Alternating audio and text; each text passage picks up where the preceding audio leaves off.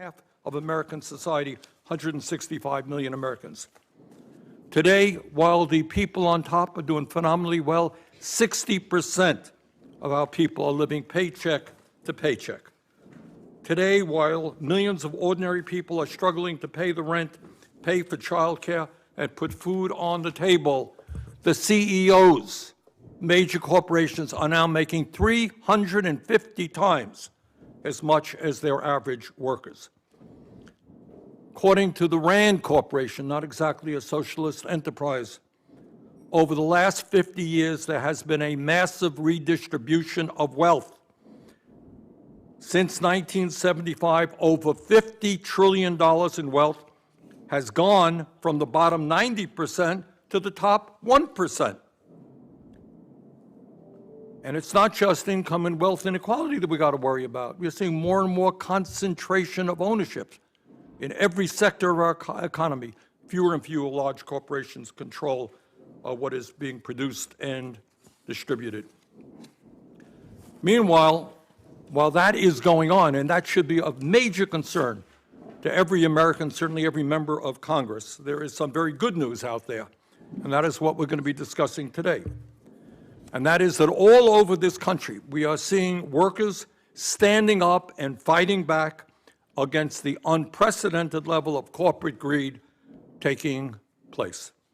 This year alone, over 450,000 workers in America have gone on strike for better wages, better benefits, and better working conditions. And that is up 900% compared to just 2 years ago. Last year, union membership in America increased by 273,000 to a total of 14.3 million workers. Last year, employees in nearly 2,600 work sites in America filed petitions with the NLRB to form a union, up more than 50% from 2 years ago. According to the latest Gallup poll, 67% of the American people support labor unions. In other words, in America today, more workers want to join unions, more workers are joining unions, and more workers are going out on strike to improve their working conditions than we have seen in a very long time. And many of those unions, I'm going to hear about that today, are winning very strong contracts for their workers. And what we are seeing in these historic union victories are not only improving the lives of union members, but that is beginning to spill over into the lives of non-union workers in America as well. And we're going to be discussing this today, but just magically, don't know how it happened. We're seeing Honda just announced that it would be increasing the wages of their non-union workers in America by 11%. Toyota, 9 to 10%. Hyundai also announced a major increase, just by accident, no doubt. Had nothing to do with what the UAW recently accomplished.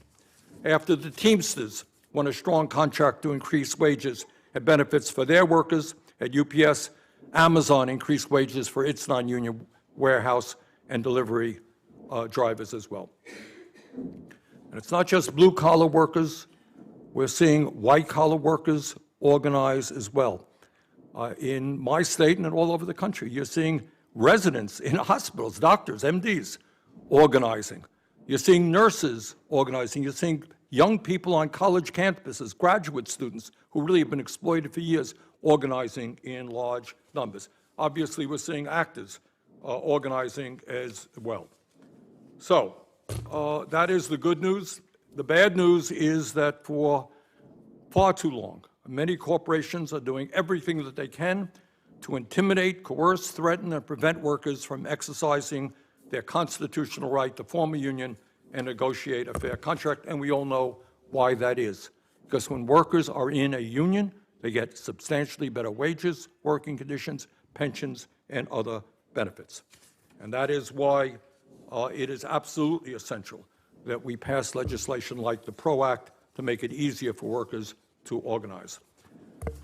So with that, let me give the mic over to Senator Cassidy. Senator Cassidy. Thank you, Chair Sanders. And Chair Sanders has acknowledged the progress that has been made by organized labor, which creates kind of, in my mind, a little bit of a puzzlement as to why we're having the hearing. We're not conducting oversight, and there doesn't seem to be a legislative purpose.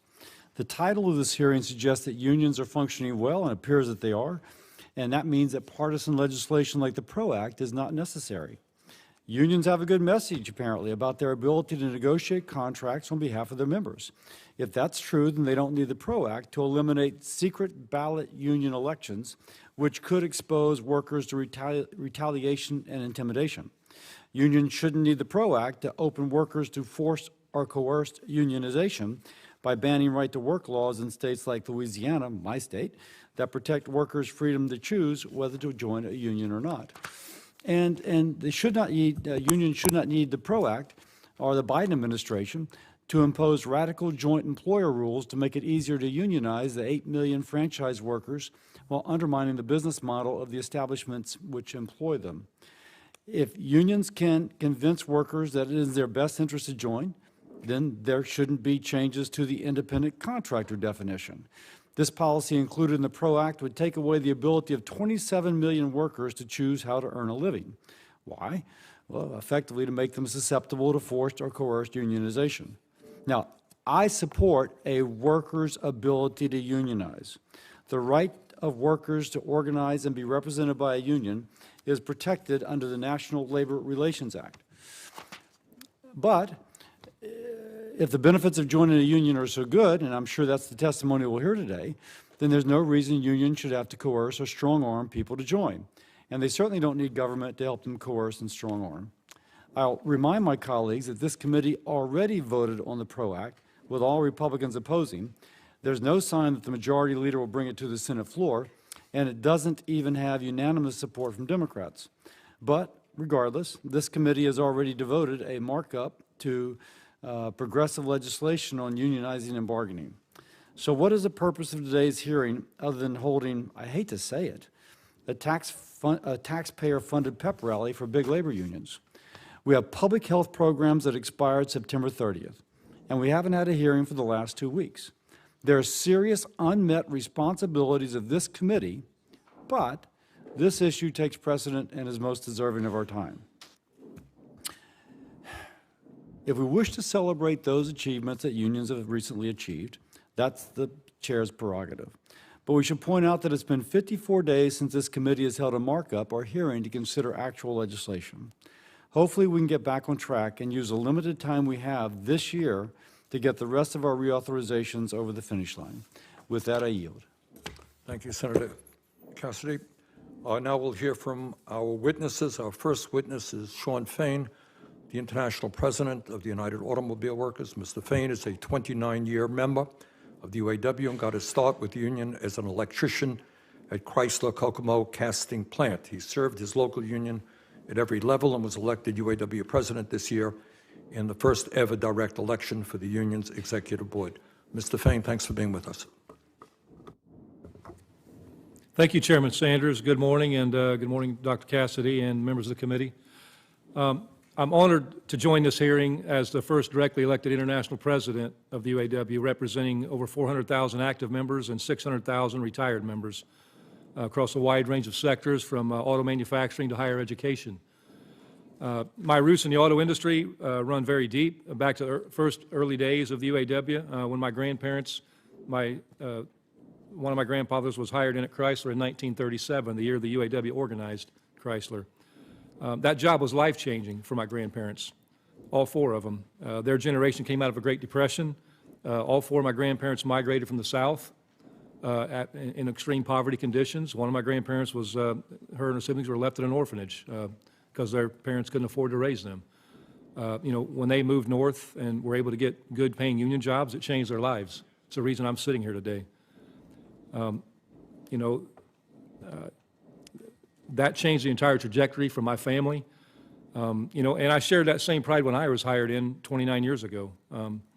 But throughout my 29 years as a UAW member, I've seen drastic changes. I witnessed our working standards and conditions eroded at the hand of bad trade agreements designed to drive a race to the bottom. Many of the decisions were being made under the guise of helping the companies be more competitive, which helping, you know, competition, in my word, is code for corporate greed and a race to the bottom, because that's what it drives. Find the lowest paying person and compare yourself to that. That's not something we should aspire to be as a nation. Workers got caught on the losing end of a one-sided class war. This led to the Big Three closing or spinning off 65 plants in the last 20 years. In 2009, our members were unfairly villainized for everything that ailed the Big Three. Our members, both active and retired, made massive sacrifices, such as the suspension of cost of living, job security language provisions, just to name a few. And all those sacrifices bore by our members were made to help the Big Three stay afloat and remain competitive. And all that did was feed corporate greed and continued race to the bottom. Despite that, and despite the plant closures that tore apart communities, and how our members' lives were turned upside down, our members have always delivered. With recent success in the Big Three, our union just showed the world what's possible when workers unite to fight for more, to fight against corporate greed. Workers can win. Only a small percentage of the working class Americans have the protection afforded by collective bargaining. Rather, the mass majority are treated like second-class citizens, employed at the will of employers. We want better for America, and you should want better for Americans. In the past 6 months, we've begun to turn the tide in this class war for the American worker. On September 14th, UAW launched our stand-up strike. It was a new strategy to take on corporate greed at Ford, General Motors, and Stellantis, which is Chrysler's parent company. It allowed us to integrate our members into a national campaign where worker strikes strategically grew and escalated over time, giving our union bargaining teams maximum power to negotiate a record contract. For the first time in our history, we struck at all three companies, and in less than 7 weeks, we won justice for our members and other workers. We want things our industry hasn't seen in over 15 years, victories that will instantly change people's lives overnight, getting back to setting the standard, giving people purchasing power to move the economy. Never in our history have we negotiated the reopening of a plant. We won victories that will instantly overnight change the life, and Belvedere, Illinois was written off for dead, as many people know. We not only got work back for that plant, but also a new battery plant. Both of these plants are going to add thousands of jobs to the Belvedere, Illinois community. That's what a union can achieve through collective bargaining. There's far too much in our agreement to detail in a short testimony, but, four of the major areas, we raised wages dramatically for over 100,000 workers. We took a major step toward ensuring a just transition in electric vehicles. We improved retirement security for hundreds of thousands of retirees. And lastly, we secured jobs. Job security was a major part of this bargaining for current employees and future members. And we bargained for language that allows us to strike these companies if they don't honor their commitments, which has been a huge issue in the past. Looking at the success of our contract, we're seeing that spill over into the non-union industry. After we announced our tentative agreements at the Big Three, Toyota made an unprecedented move and reduced their progression to full pay to 4 years from 8 years. They gave their employees a 9% pay increase. Honda raised wages 11%. And just yesterday, Hyundai announced that they're going to follow our pattern and raise wages by 25% for their employees through the year 2028. We call that the UAW bump, and that stands for You Are Welcome. And we're very proud of that. And when these workers decide to organize and join the UAW, they're going to realize the full benefit of union membership and get what they're fully due. We know, the fears being put out there now. Non-union companies are doing this because they're scared. They're scared that their workers see a better life. And the companies trying to head that off. They've used fear, uncertainty, and division to try to break the unions. And I promise you here, those days are over. The American public overwhelmingly supported what we've done. 75% of Americans said they supported our initiatives. The American public is fed up with an economy that works for the benefit of the billionaire class at the expense of the working class. The working class in this country is fed up and will not fall for a union-busting playbook threatening to close plants, firing union activists, pitting workers against each other. We're going to organize like hell to help thousands of workers in this country, primarily in the South, to win their union and raise their living standards for the entire working class. We have no interest in being a private welfare state. The working class needs this committee and the entire Congress to step up. You all have an essential role to play, not only supporting our fights and other fights like ours, but to finish the job for economic and social justice for the entire working class. We want the working class to organize, to bring dignity to their work, and enjoy the fruits of unionism and have a voice on the job. So for that, we need to muscle the federal government, not just as allies cheering from the sidelines. We need pro-worker Congress, guided by a vision of liberty and justice for all. You know, elected leaders that understand that economic justice is a national security risk for all of those who don't have it. It's a fight worth fighting for. We must bring that fight into the workplace, as well as the streets, but also in the halls of power in the chambers of the U.S. Senate. The UAW won wage increases from 33 to 250% over the life of this 4.5-year agreement for our members. Mr. Fain, let me ask you to finish up. Okay, thank you. You know, we won for the first time in 15 years meaningful gains. And one thing I leave you with, there are three crises that we need to deal with. Income inequality, a transition to a green economy. We have to have an economy and environment we can live in, sustainable, and retirement insecurity. They're all linked, and they are the fight for our future. You know, what kind of economy do we want to live in? What kind of planet do we want to live on? And what kinds of lives are we going to lead? You know, Walter Reuther, the great leader of the UAW in the 20th century, spoke of our union as the American vanguard. As he said, we don't mind leading, we don't mind being the first to take action, we don't mind striking for social and economic justice. It is a duty and the privilege of the UAW to lead, but we need reinforcements. If this committee wishes to live up to its name, the HELP Committee, it's time to help the cause of economic and social justice in this country by bringing victories to the auto workers just realized to the entire working class, especially in public education. It's a group we haven't talked much about, but you know, we need to look out for all of them. Public education has been villainized, and it's time to put the working class first. So thank you for having me today and being able to testify on behalf of the UAW members. Well, thank you very much, Mr. Fain. Our next witness is Shawn O'Brien, the General President of the International Brotherhood of Teamsters. Mr. O'Brien is a fourth-generation Teamster and got his start with Teamsters Local 25 in Charlestown, Massachusetts, as a heavy equipment driver at the age of 18. Mr. O'Brien, thanks very much for being with us. Thank you very much, Chairman Sanders, Ranking Member Dr. Cassidy, committee members. Thank you for inviting me to testify today about how unions are improving the lives of American working families. I'm Shawn O'Brien, General President, International Brotherhood of Teamsters. Let me start with a simple fact. Workers who belong to a union earn better wages and benefits than workers who aren't union members. According to the Bureau of Labor Statistics, the average union worker makes 18% more than their non-union counterparts. Early this year, the Teamsters negotiated the largest private sector collective bargaining agreement in North America at UPS, United Parcel Service.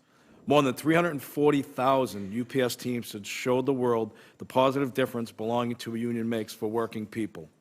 The Teamsters national contract with UPS secured more for our members than any other single agreement in the 120-year history of our great union. This victory included historic wage increases for all full and part-time workers, no forced overtime, air conditioning in new package cars, heat shields, and ventilation ducts in existing vehicles, no more two-tier wage systems, and equal footing for all workers. Raises for part-time workers in our new UPS contract are higher than all wage increases given to part-timers in the last 40 years combined. For the first time ever, the Teamsters successfully clawed back concessions at UPS made in previous contracts. This historic new 5-year agreement is by far the best contract ever secured for American workers at UPS. Throughout our campaign, it was necessary to show the public what it looks like when real people get up in the morning and go to work at UPS. These are hard jobs. They wear people down. They are also essential jobs in every sense of the word. Today's world, all of us rely on parcel delivery more than we ever have before. This country does not move without the hard work of Teamsters at UPS. This includes the package car drivers in the iconic brown trucks, the feeder drivers making long-haul deliveries, the women and men getting up at 3 a.m. to work those warehouses, the unsung heroes the public never sees who move those boxes to load and unload those trucks. None of us are getting our packages without those dedicated part-time workers. The more we told the story of UPS Teamsters, the stronger our fight got against this giant corporation. Every poll showed the public was on the side of the workers. The American people will always appreciate and respect hard work. Our members knew that and felt it every week of our battle for a new agreement. When all was said and done, UPS Teamsters won a $30 billion contract. We did it without being forced to go on strike, by running a fierce practice picket campaign nationwide, and by fighting harder than ever before at the bargaining table. This is a contract that sets the tone of what's happening in the labor movement today. Interest in unions is at an all-time high, and for good reasons. Just look at a unionized company like UPS, and compare it to non-union Amazon who do the same job every single day. Both companies have tough, stressful working environments, but workers at Amazon are twice as likely to be injured on the job. Workers at Amazon are under constant surveillance and fear of losing their jobs. A regular package car driver, UPS, makes twice as much as an Amazon delivery driver under the independent contractor model. Under the Teamsters' new agreement, UPS workers are the highest paid delivery drivers in America. Full-time UPS Teamsters receive more than $40 per hour in benefits compared to Amazon drivers who receive a benefit package of less than $10 per hour. Part-time UPSers receive 4 times more in hourly benefits than current warehouse workers at Amazon. Thanks to a Teamster contract, there's no comparing UPS Teamsters and non-union Amazon employees and how they are compensated or treated. For a company as rich as Amazon to treat their employees so badly is a disgrace. I want the members of this committee to ask themselves this: would you want your child to deliver packages for Amazon knowing the company's long track record of abusive mistreatment of workers? You cannot possibly answer this in the affirmative, not one of you. When you go to work at UPS as a Teamster, you get the highest wages in the industry, you get a pension, you get real protections on the job, and you get a fully paid health care plan that's better than the one I have as a general president of the Teamsters. Where else are you seeing that across this U.S. economy? Virtually nowhere. This is why there were so many stories online about job searches online for UPS careers after we ratified this contract. This is why Amazon gave warehouse workers a raise while the Teamsters were winning our contract fight at UPS. I'm sure my friend Shawn Fain can say a word or two about the raises given out at Tesla and Toyota following his union's victories against the Big Three as well. There is no coincidence here. Union victories and contract wins don't just affect union members. They positively impact all working people in this country. As we speak, 5,000 Teamsters nationwide are negotiating a new contract with Anheuser-Busch. Right now, we have more than 1,100 Teamsters standing up to DHL to bargain a first contract at the Cincinnati Northern Kentucky Airport. In a few months, more than 7,000 Teamsters in Hollywood will fight along IATSE to take on the big movie and TV studios. Just as the WGA and the SAG-AFTRA members were forced out on strike this year, we have our own battle brewing with the AMPTP. The fight to raise wages and improve the standard of living for American workers never ends. It's an uphill battle every day against giant corporations who want to pocket all the money or spend it on gaming our political system. American labor laws do nothing when employers refuse to negotiate a first contract after workers choose to join a union. This is one of the primary reasons why union membership continues to decline despite workers' interest in unions being higher than ever. American workers want unions. They have a right to join or form a union, but employers will try everything they can to deny that right to working people. When these same people have friends on Capitol Hill who help them get away with it, the potential for workers to get ahead in this country further disappears. If we want to make America a better country, we have to stop letting corporations destroy the middle class through their abuse and exploitation of workers. We have to advocate for workers and really fight for them. And it can't just be the Teamsters doing the heavy lifting. We need your help. We need our elected officials to do more and do what's right. In recent months, the Teamsters have been building greater bipartisan support across our government to protect workers' interests. This includes senators and representatives brave enough to put into writing their support for UPS Teamsters fighting for a just contract. Most recently, Republicans and Democrats in this chamber continue to stand up to back our efforts to rebuild good union freight jobs in the wake of Yellow's collapse. From Senator Josh Hawley to Senator Roger Marshall to Senator Elizabeth Warren and Senator Bernie Sanders, the Teamsters are eager to build bipartisan coalitions where we can help working people. This is what it should be about. We have to put more money in workers' pockets. That's what the Teamsters just did at UPS. It's what unions are doing all over the country, and American workers are paying attention. Thank you very much. Thank you very much. Our next witness is Sarah Nelson, the International President of the Association of Flight Attendants, Communication Workers of America. Ms. Nelson started as a flight attendant at United Airlines in 1996. She has been serving as the International President of AFA-CWA since 2014. Ms. Nelson, thank you very much for being with us. Thank you, Chairman Sanders, Dr. Cassidy, and members of the full committee for the opportunity to testify here today, and especially to get some time with my union brothers, Shawn and Shawn. I'm a 27-year union flight attendant and president of the Association of Flight Attendants, CWA, representing flight attendants at 20 airlines. Alongside our sister union, the Association of Professional Flight Attendants, we represent 80,000 flight attendants in total. We work closely with our partner union, CWA, and the millions of transportation workers and union members who are the backbone of our economy. Amy King, Michael Thoreau, Amy Jarrett, Robert Fangman, Catherine Labore, Al Marchand, Alicia Titus, Victor Saraceni, Michael Horrocks, Jesus Sanchez, Marianne McFarland.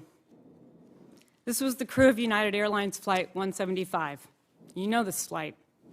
It's the one you can picture crashing into the South Tower of the World Trade Center on September 11, 2001, because all cameras were trained on the site after American Flight 11 hit the North Tower 17 minutes earlier. But this wasn't just any flight attendant crew. These were my friends, my flying partners, and members of my union.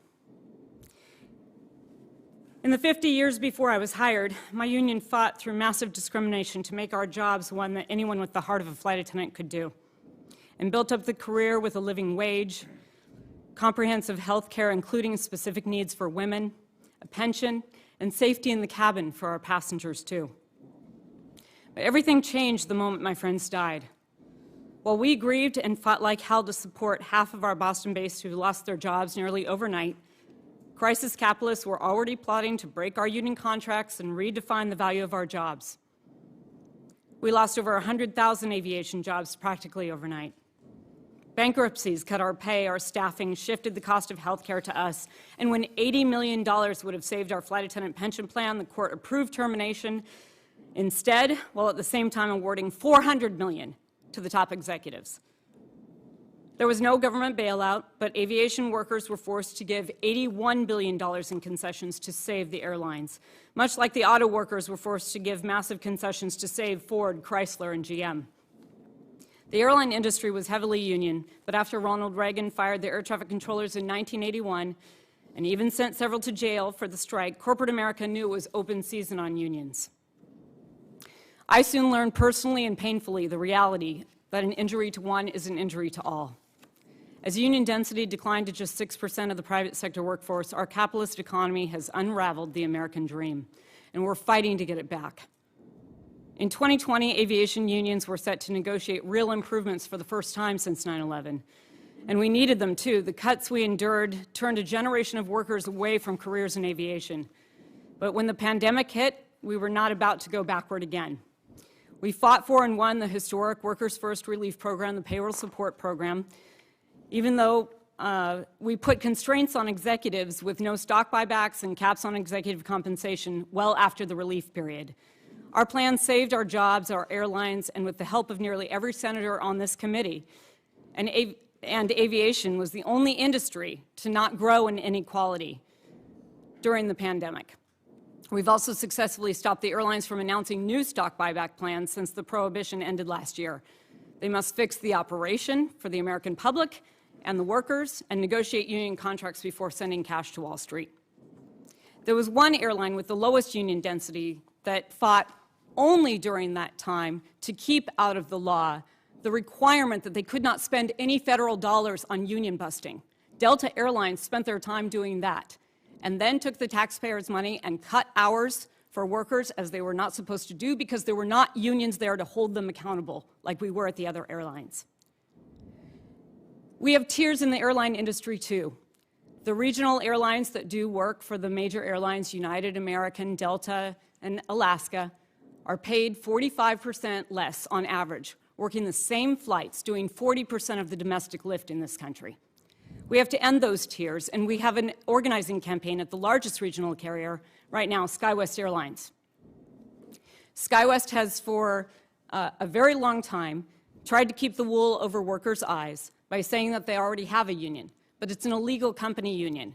And when Teresa Grange, nearly 25-year employee with SkyWest, and Honored and Shane Price, 9-year employee, stood up and showed that this company union was a sham and that their voting system was a sham, they were fired for their union organizing. This committee needs to have oversight over that and put a check on it. The laws we have today were eroded since they were first enacted and took shape.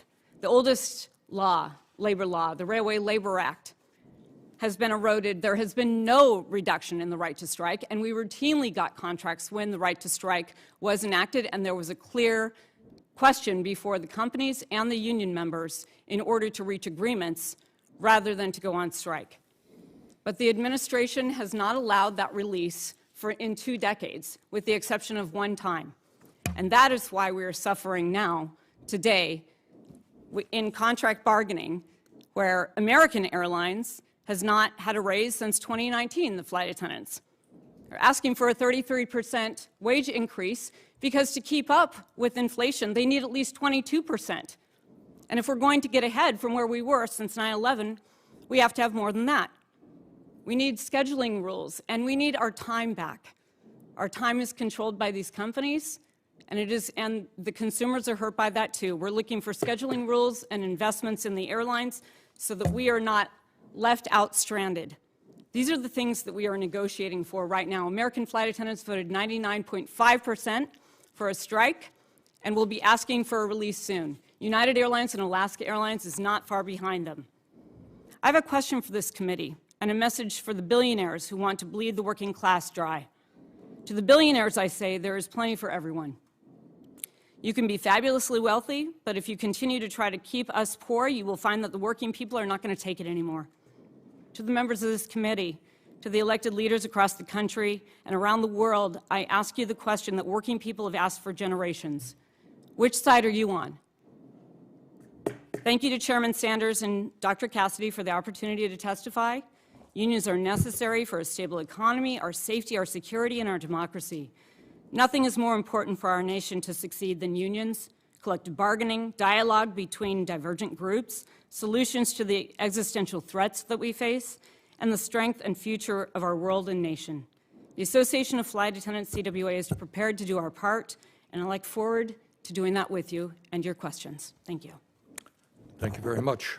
Our next witness is Diana Furcott Roth, the Director of the Center for Energy, Climate, and Environment, and the Herbert and Joyce Morgan Fellow in Energy and Environmental Policy at the Heritage Foundation. Ms. Furcott Roth is an Oxford-educated economist. Pardon me? All right. I get to introduce you. Yeah. And I'll also point out that the chairman's witnesses all got at least a minute and a half or 2 minutes more to speak. So, I knew you would do that. Very gracious.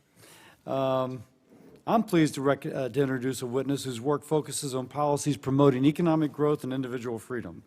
Diana Furcott Roth is the director of the Center for Energy, Climate, and Environment at the Heritage Foundation and an adjunct professor of economics at George Washington University. She's worked in senior roles in the White House and also served in appointed positions at several agencies. The author or co-author of 6 books and hundreds of articles on economic policy, including Regulating to Disaster, How Green Job Policies Are Destroying America's Economy. Ms. Furcott Roth's testimony will discuss the implications to the U.S. auto industry of the Biden administration's EV mandates and how the recent UAW agreement with automakers accelerates the loss of American auto jobs. She'll also testify on the reasons workers choose not to join a union. Ms. Furcott Roth received economics degrees from Swarthmore College and Oxford University. Welcome. We appreciate you being here and look forward to your testimony. Thank you very much. Chairman Sanders, Ranking Member Dr. Cassidy, members of the committee, I'm honored to be invited to testify before you today. The UAW had such a single-minded focus on getting more money for their members that they forgot even to try to help out farmers, families, and other workers and unions. The Biden administration's electric vehicle mandate puts the economy at the mercy of government dictates in a planned economy that will destroy the livelihoods of small business, non-unionized workers, and eventually even unionized auto workers without making car companies more competitive or solving climate change challenges. This will put our children's future at the mercy of China. If the UAW were truly interested in helping its members and American families, it would have pushed for Detroit and other auto companies to try to continue to make the internal combustion engines and hybrids that Americans want to buy, rather than going all electric in 2035. What would help all American working families is getting rid of the Biden EV mandate, which you, senators, and the House of Representatives did not pass. Instead, the UAW talks on its website of a, quote, just transition to electric vehicles. It's not justice to make cars that are so expensive that most Americans can't afford to buy them. The electric version of the F-150 pickup truck costs $26,000 more than the gasoline version. It loses battery range when it's cold or when it has to tow something, and it takes an hour to recharge, and that's if the charger works and no one is ahead of you in line. Plus, going electric offshores American jobs to China, including slave labor in Xinjiang, because the Chinese make 80% of the world's batteries.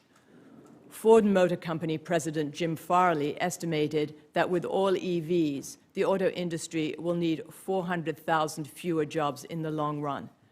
The EV plan is poison for auto workers, small businesses such as plumbers and electricians, and auto repair shops and farmers who rely on gasoline-powered engines for pickup trucks and equipment. Ford is losing $60,000 per EV sold, and unsold EVs are piling up on dealers' lots. GM and Ford announced they are cutting back on projections of EV sales and lowering production targets for cars and batteries and postponing over $15 billion in EV investment. There will also be, with EVs, layoffs in auto parts companies and among your local mechanics who repair your gasoline-powered cars. Unions act in their own interests, as can be seen by the simple focus on UAW member pay at the cost of the interests of members of other unions. When auto workers were on strike pay of $500 a week, union leaders were still collecting their full salaries, in some cases over $250,000 a year. Only 10% of American workers and 6% of American private sector workers belonged to a union in 2022, down from 33% in the 1950s and 20% in the 1980s. But some members of Congress are still trying to push Americans into unions. Why the decline in membership? Union corruption is endemic, and Americans don't like it. Teamsters drove yellow trucking into bankruptcy with a loss of 30,000 jobs. Stellantis, former Fiat Chrysler, and the UAW are still under federal oversight. Stellantis admitted to making more than $3.5 million in illegal payments to UAW union bosses, including, and I quote, extravagant meals, rounds of golf, lavish parties for the UAW International Executive Board, an Italian-made shotgun, clothing, designer shoes, and other personal items paid for with credit cards issued by the Joint Training Center, which was the UAW Chrysler Skill Development and Training Program. FCA executives also paid off the $262,000 home mortgage of former UAW Vice President General Holyfield. Holyfield and his widow also received hundreds of thousands of dollars directed through Holyfield's purported charitable organization. I'd like to submit the U.S. Office of Eastern District of Michigan, March 1, 2021 press release on Fiat Chrysler's guilty plea for the record. Working families also don't want to pay money into failed pensions. Last year, Congress spent $36 billion in taxpayer funds to shore up failing union pension plans, such as the Central States Pension Fund. Otherwise, 2.5 million union workers and retirees would not have received their promised pensions because unions didn't take care to fund members' pensions, although their own pensions were fully funded. Even after the massive taxpayer-funded bailout, plans are in trouble. In 2023, the Labor Department listed 45 union plans in critical status, which is defined as less than 65% funded, or in endangered status, with less than 80% funded. Unions desperately need new workers to join because they pay contributions to pension plans for many years without withdrawing money. Well, this year's critical status notices, and it's on the Department of Labor website, include bakery drivers, Local 802 pension fund, IBT, Local 840 pension plan, iron workers, bricklayers, carpenters, the Local 945 IBT pension plan, Teamsters Local 469 pension plan. I don't have time to read them all, so I'd like to submit the entire 2023 Department of Labor list for the record. Union leaders and their allies on Capitol Hill believe the way to increase membership after decades of decline is to pass the Richard L. Trumka Protecting the Right to Organize PRO Act, which would force workers into corrupt unions with unfunded pensions. The PRO Act would harm millions of small businesses and people who work as independent contractors and in the franchise business center. Many would lose businesses and their jobs. It would weaken the right to a secret ballot in elections for union representation, even though Mr. Fain, seated here, insisted on a secret ballot for his election as union president. This gives union officials the power to intimidate workers because they know how they vote, where they live, and where their children go to school. In our highly competitive economy with 9.6 million unfilled jobs, workers have many options and shouldn't be forced by the PRO Act to pay union dues and fund failing union pension plans. Workers don't trust union leaders, and the new UAW contract provides additional justification. Many thanks. Thank you. Senator Cassidy, you can introduce the next. Yes. My next witness is Shawn Higgins. Mr. Higgins is a research fellow at the Competitive Enterprise Institute specializing in labor and employment issues. As a journalist, he has covered the intersection of politics and economics for 2 decades.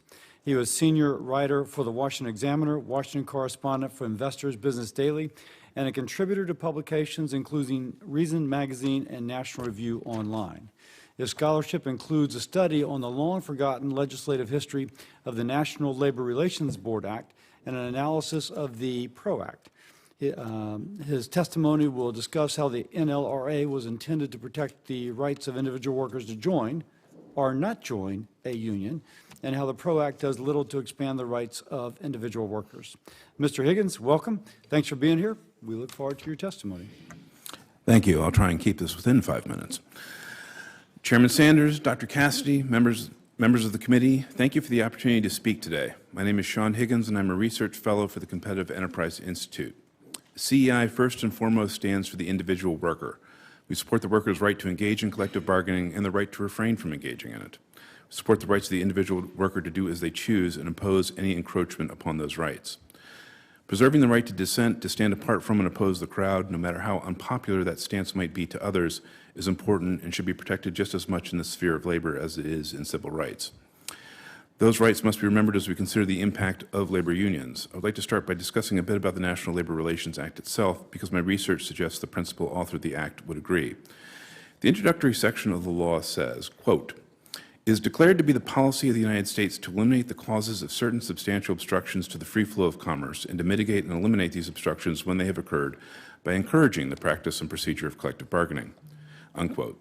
The section's use of the word encouraging is often cited by individuals as the rationale for legislation or federal rules designed to prod workers into joining unions, that the federal government's role is to encourage unionization.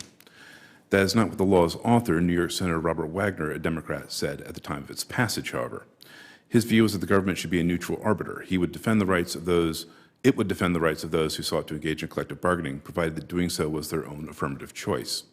In testimony before this very same committee in 1935, Senator Wagner said, quote, "That is all this bill does so far as I can see. It leaves the worker a free man to organize or not to organize as he chooses, and that is all it does."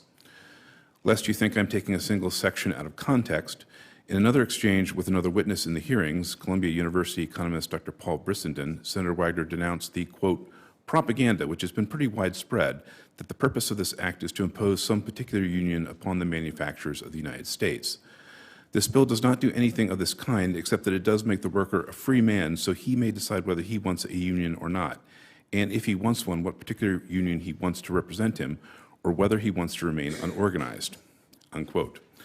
The NLRA, it should be understood, was originally fix-it legislation. Collective bargaining rights for private sector workers in general was first granted in 1933's National Industrial Recovery Act. With federal law now affirming the right to collective bargaining, unions at the time made a concerted push to organize industries that had previously resisted it. The industrial leaders at the time fought this with strikebreakers, and 1934 became one of the bloodiest years ever for labor unrest. This tied up all manner of commerce. Factories went idle, goods didn't ship, as the country was still trying to get out of the Great Depression. A second related problem emerged. Corporations responded to the new federal law with a "if you can't beat 'em, join 'em" attitude, and created unions of their own for their employees to join. If you worked for GM, congratulations, you could now join the Chevrolet Employees Association. Quite a few GM employees did. The degree to which they were pressured to do so was unclear. The independent unions of the time called these company unions sham organizations for the obvious reason. A company-run union has a clear conflict of interest and was therefore unlikely to properly serve the interests of the workers. That said, such organizations did not appear to be illegal under the Industrial Recovery Act. Wagner's NLRA was meant to rectify this, to affirm the right to collective bargaining, while also ensuring that workers were not coerced into joining labor unions they did not wish to join or did not reflect their interests. Quote, that is what I'm interested in. Whatever the men want to do, if they want to bargain individually or through an organization within a plant, that is all right, only if it is the free choice of the men, Wagner told this committee. It should be further noted that the NLRA's section encouraging collective bargaining follows a preamble about certain substantial obstructions to the free flow of commerce and the need to mitigate and eliminate these obstructions when they have occurred. In short, encouraging collective bargaining is called for as a solution when labor unrest has created a ripple effect that threatens the broader economy. This is a reference to the violence that occurred in the year before the law's passage. The purpose of this hearing is to tout and promote unions as a boon to the economy and to workers. CEI does support a worker's right to engage in collective bargaining. It also supports a worker's right not to engage or to otherwise opt out. Attempts to expand collective bargaining by workers can easily fall into the trap of coercing workers, of making them do things on the basis of for your own good. The Protecting the Right to Organize Act would, for example, strip workers in 27 states of the right to decide for themselves if they wish to join or otherwise support a union. Nothing about a right to work law prevents workers from joining or being active in unions if they wish, however. They simply preserve the right of the individual to dissent. The best force for raising the lot of the individual worker is a strong economy with a tight labor market. We've seen over the last year and a half what happens when employers are put in the position of having to compete for workers. Wages rise and benefits expand on their own. With that, I thank you, and I'm happy to take any questions. Thank you very much. Now we begin the questioning.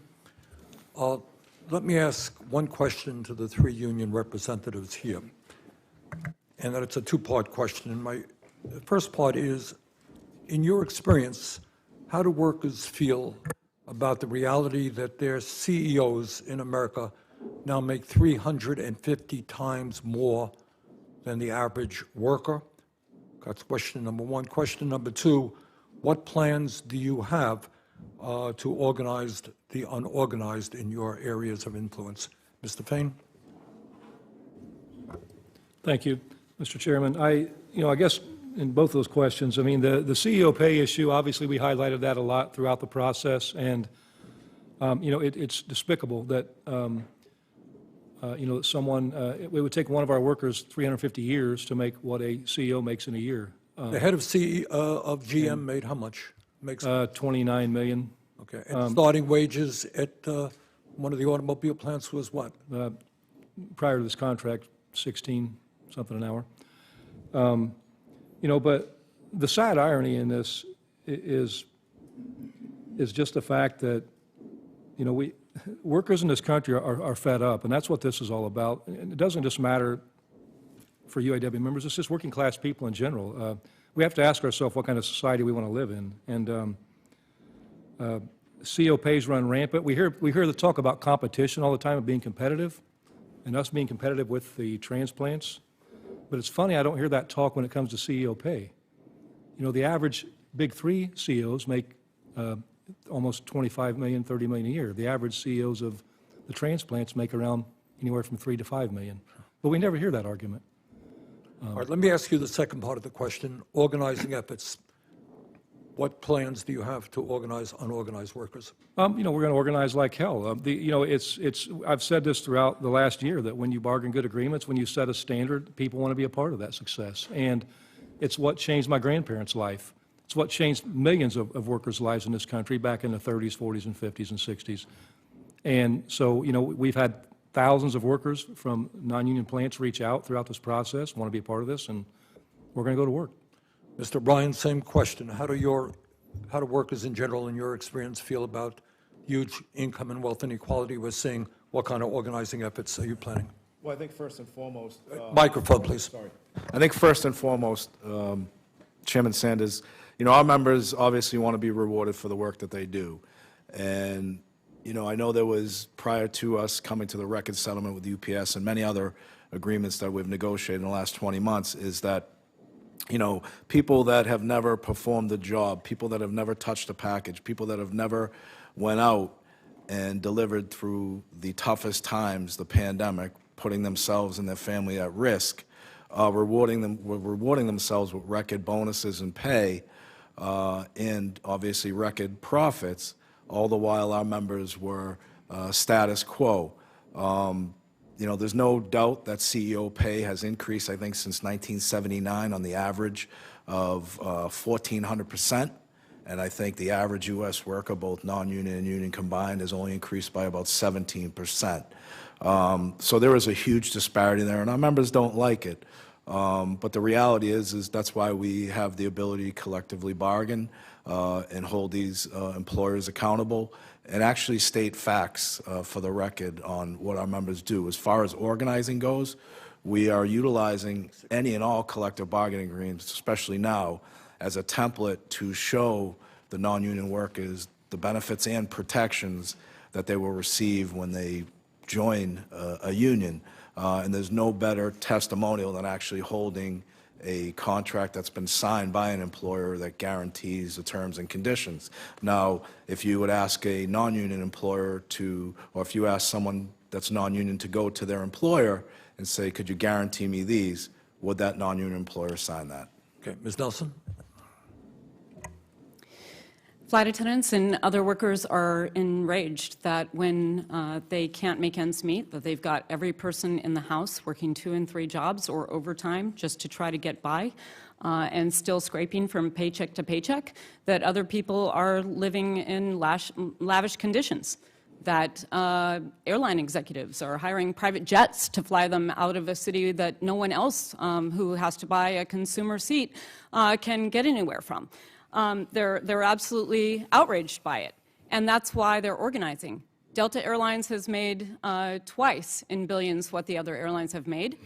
They have ridden off of the backs of the employees who have made that airline successful, and they have not paid the same in pay and benefits. And that's why Delta flight attendants, Delta mechanics with the Teamsters, and Delta ramp agents with the International Association of Machinists are organizing right now to try to take back what's theirs. As I said before, the SkyWest flight attendants have woken up to what their airlines have tried to do to pull the wool over their eyes, and they contacted us, and we're eager to organize. So we're supporting organizing for over 40,000 workers right now, with our union of just over 50,000 workers. And these airlines and these other companies are spending billions of dollars on union avoidance rather than investing in the companies to make them better for the consumer and the employees, wasting that money. But there's another way to go. And Microsoft has decided that it is better to sign a union neutrality agreement with the union to give the employees the free right to join the union. And when a worker comes to a manager to ask them what they should know about the union, they are giving the supervisors the instruction to tell them, go to the union website. That's how it should be done. That's what freedom is. And that's what it would look like to have a free society and an equal society, is to give workers the power to actually bargain their fair share. Thank you.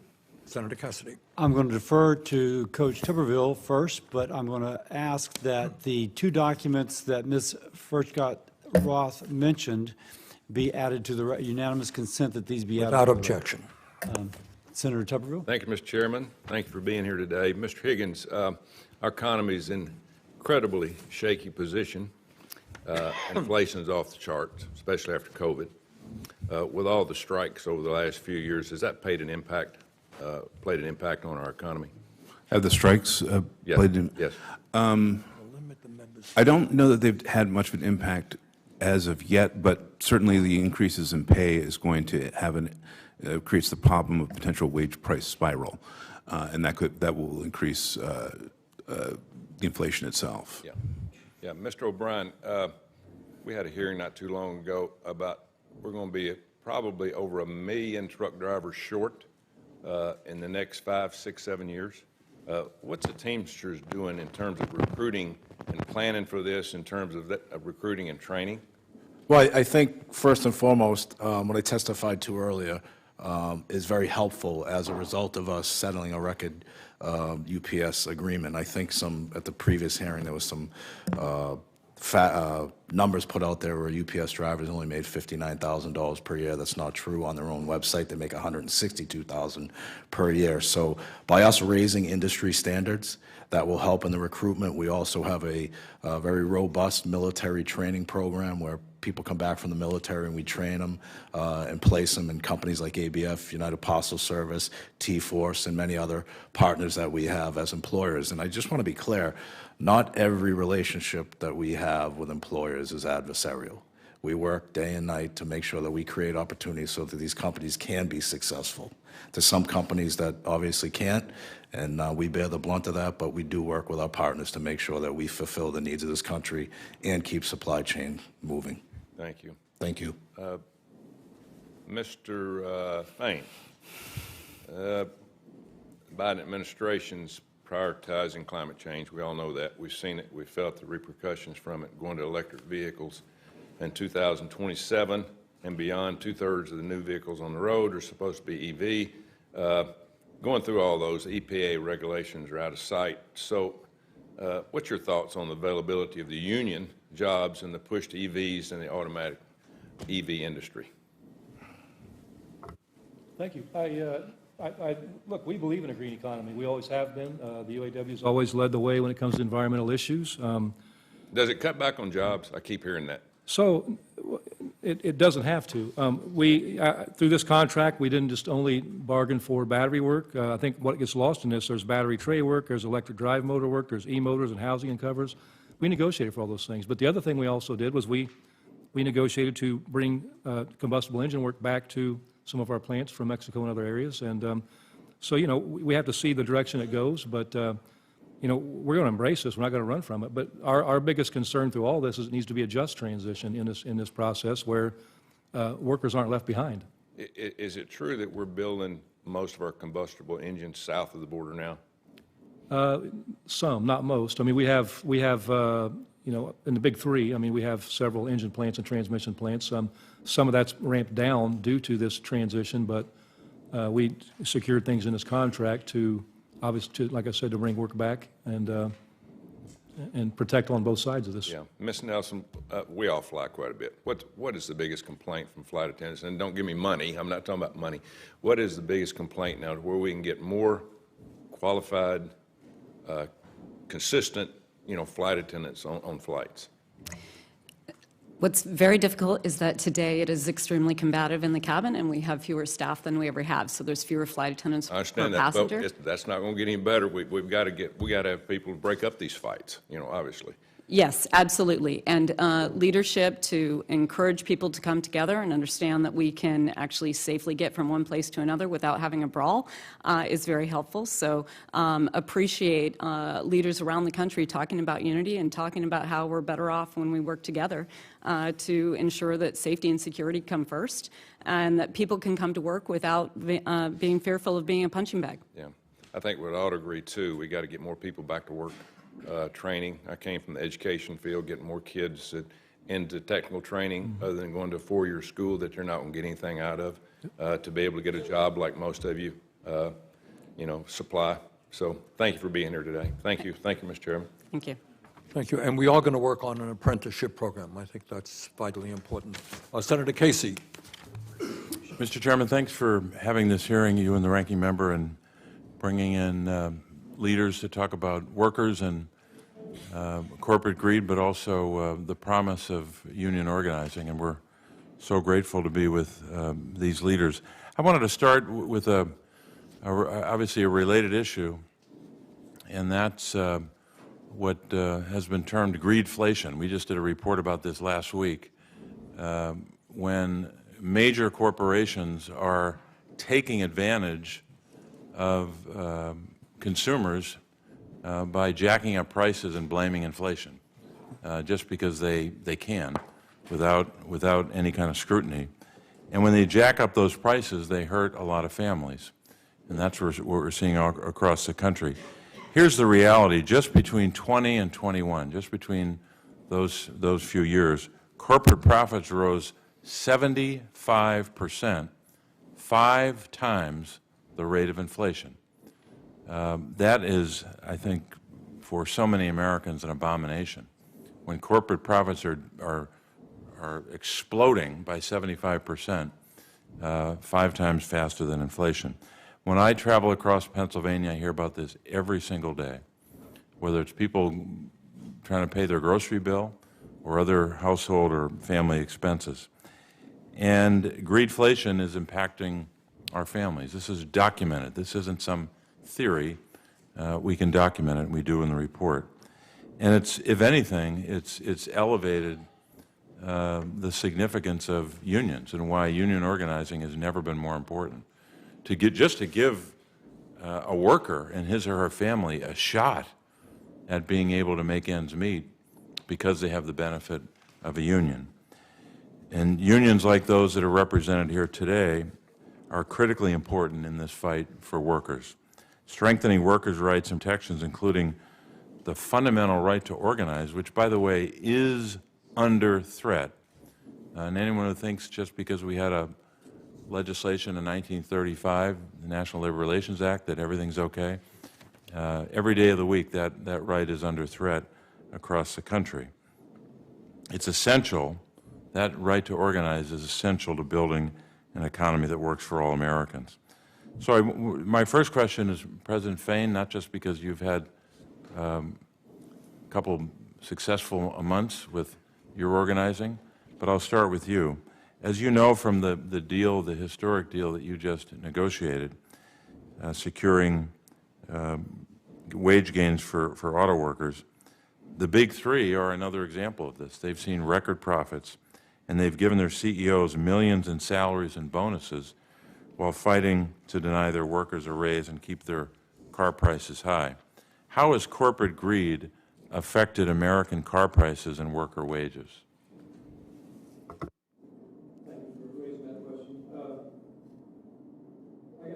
Things on my mind. When you talk about corporate profits exploding, I mean, the thing I don't want to get lost is here is that same time they were exploding, worker pay was regressing, and conditions were regressing.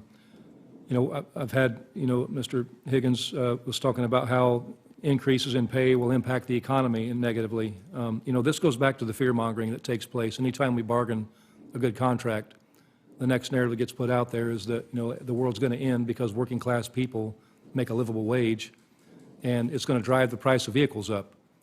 But when you talk about what's happened the last 4 years, there's a sad irony to me. I didn't hear anything about this over the last 4 years. The price of vehicles went up 30 to 35% over the last 4 years. That wasn't due to worker pay going up, wasn't due to our benefits changing. It was due to one thing: corporate greed and consumer price gouging. And that's what's got to change in this country. And it's one thing I've learned throughout this process, throughout this bargaining process, and throughout my career is, you know, I've listened to analysts and people that, you know, write op-eds and things, and one thing I've learned is that most of these people have no clue what the hell's even going on in the work we do. And so, you know, they might be great professors, great, you know, pundits, but at the end of the day, you know, I've been at the bargaining table. I've been in the factory, working on the shop floor. You know, so, you know, working class people matter, and when working class people withhold their labor, nothing moves. And that's what people need to realize in this country. Billionaire class can build all the factories they want. If workers refuse to withhold their labor, they won't build a thing. And so, but corporate greed and consumer price gouging is all that's behind this. Mr. Chairman, could I just add something for the record? If I could ask consent to submit for the record this greedflation report that we released last week. Without objection. Thank you, Senator Mr. Cassidy. Chairman. Thank you, Mr. Chair. I got a few minutes since someone asked people to be brief. Mr. Fain, the headline just came across. Stellantis offers buyouts and early retirement to 6,400 U.S. non-union workers as the auto industry hits turbulence. Now, you don't know for sure, but after the very good contract you awarded, they're now laying off 6,400 people. Yeah. It seems like a little bit of a tube of toothpaste. If you squeeze here, it's going to do something down there. And I think that would be something that Ms. Furchtgott-Roth would point out. Any thoughts on that? And again, be brief, because I got other questions. Talking to the mic. They don't have to. Yeah, all right. I'm sorry? Talking to the mic, please. Well, I'll give you 12 billion reasons why that doesn't have to happen, okay? when Stellantis took over, they went on a price cutting, on a labor cost cutting Now, initiative. but that was about a decade ago, so be. No, thank you. Stellantis just took over, within the last 4 years. Okay. But when they took over, they wanted to cut their way to profitability, but they do it on the backs of workers. And they don't have to cut those jobs. They chose to cut those jobs. Has nothing to do with our contract. They made $12 billion in the first 6 months of this year, and are continuing to make billions as we went through the bargaining process. So, again, to me, it's just it's short-sighted goals to recognize profits. And I've heard this said over and over by leaders in the past. You can't cut your way to profitability, and that's a short-sighted way of doing business, and it's not sustainable for the long term. So, Okay, so, Mr. O'Brien, Yellow Trucking is obviously going belly up, it appears. And they had come to the Teamsters in June, I'm just reading press reports, and asked for some help, and it specifically mentioned you that we're not going to, get tough attitude is how the article put it. And now they've gone belly up. There's reports that the Teamsters came back in August to try and make things better, but by that time it was too late. Now, there it seems, again, going back to the witnesses, Mr. Higgins and Ms. FGR, that this kind of approach brought a company under, and now we have a lot of Teamsters who are going to be unemployed. All due respect, Dr. Cassidy, that's inaccurate on the yellow situation. This yellow situation has been going on since 2009, where our members have given back in concessions with the recommendation of the union to try and save this company since 2009, $5 billion in wages and benefits. And this company was awarded under the Trump administration a $700 million loan, right? And the company's just been mismanaged. And they did not come to us in August. They came to us early on. We tried to work with them and find solutions to the problem. All the while, after their initial meetings, they started, and we found this after the fact, they started draining. They told us they'd be out of money by August, and that if we didn't help them, then they would go under. All the while, they were taking their executive bonuses as CEO pays. And But in the scheme of things, they can blame anybody they want. That company was mismanaged since 2009. There's facts and records to show exactly what our members have given. And I won't argue about the quality of their management. It does seem, though, that when I read the benefit packages that the drivers got, they would argue that they could not afford that. But that's their perspective. And I'm sorry, I just have limited time. Ms. Furchtgott-Roth, I remember distinctly that Mr. Fain had made comments that the rapid transition to all EV vehicles was part of what was contributing to the loss of jobs. I saw a cartoon, the green economy will create jobs. Unfortunately, most of them are in China. You commented as well on that in your testimony. In response to Coach Tuberville, Mr. Fain kind of soft-pedaled that, but any thoughts on that? In effect, President Biden's environmental policies have contributed to some of this loss of jobs in the auto industry. Microphone. Mr. Fain did say very clearly in April of this year, shame on politicians for moving forward to 100% EVs because this is bad for our auto workers' jobs. So I was especially puzzled why, during the negotiations, he didn't try to get these auto workers to drop their own self-imposed goal of going all EV by 2035.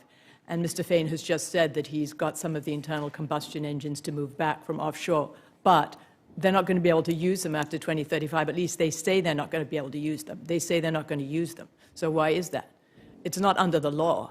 So he should be able to persuade them that his members' jobs are more important, plus what Americans want to buy, small businesses, farmers, they all need cars with internal combustion engines. Mr. O'Brien, this is also the HELP committee, and the P stands for pensions. And it was mentioned earlier, I think, by Mr. Higgins, that the Central States Pension Fund had received money to help bail out their, I think, $36 billion or something like that, to bail out them in arrears.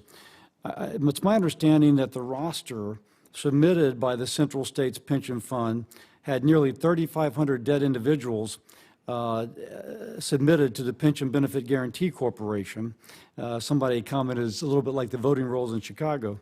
But as a result of this, the pension fund was awarded $127 million in additional bailout money. Now, is the pension fund going to refund that to the American people? Well, I would assume it would, and I assume the government would go after that if that's You know, I really think what this happened. administration has made the decision that they're not going to, but that's the kind of administration decision. That's actually not kind of a taxpayer-type decision. Well, look, I'll go on record as saying if someone was given something they weren't entitled to, they should refund it. Sounds great. Can I quickly on Mr. Higgins? Mr. Higgins, you mentioned on the joint employer rule, it's a boon to employees. I think my understanding is if you have a Subway and you've got 7 employees and 4 of them vote to unionize, that young entrepreneur or that person of color who's got their first business has to unionize. And of course, with increased cost and hassle. Any quick comments on that? Because the chair is being indulgent, but still, quick comments?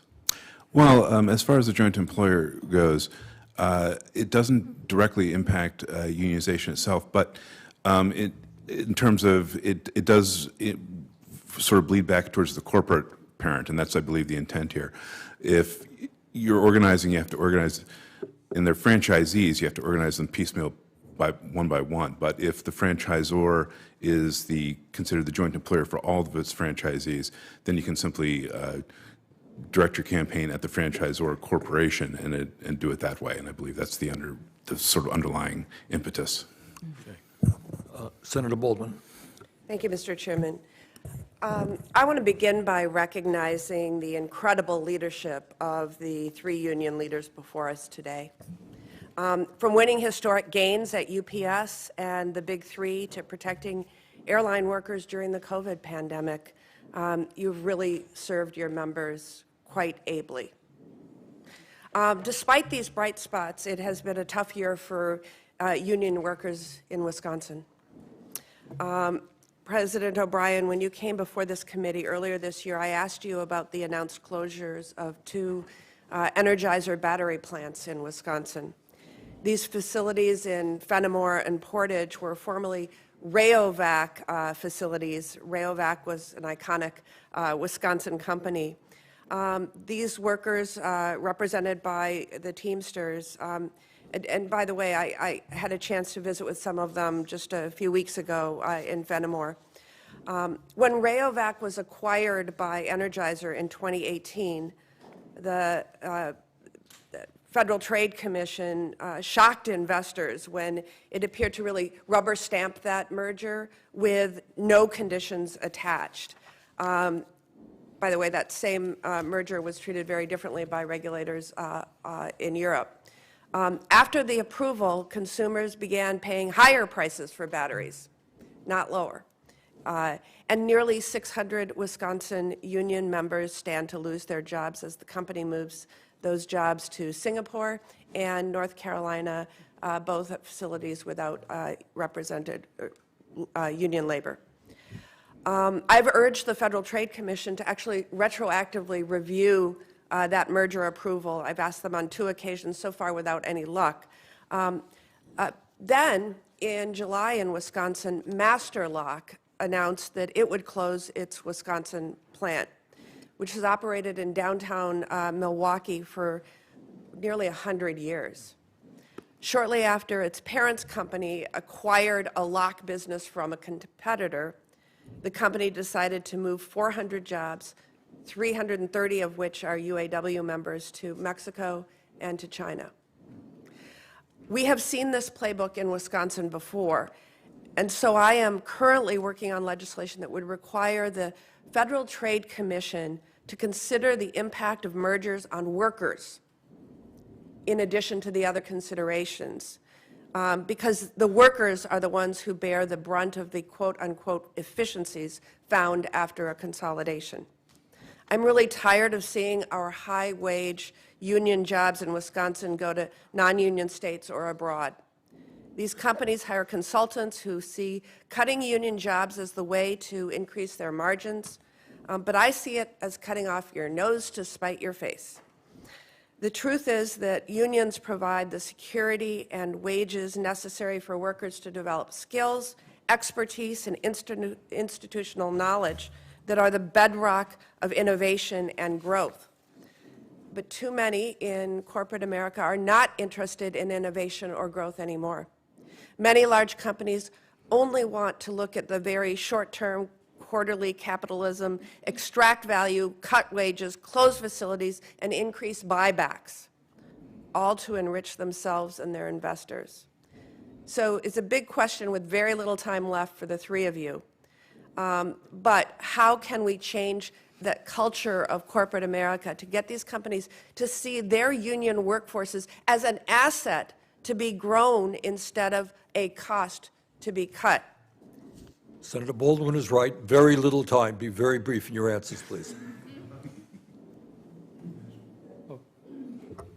You know, first, I mean, when 26 billionaires have as much wealth as half of humanity, we have a crisis in this world.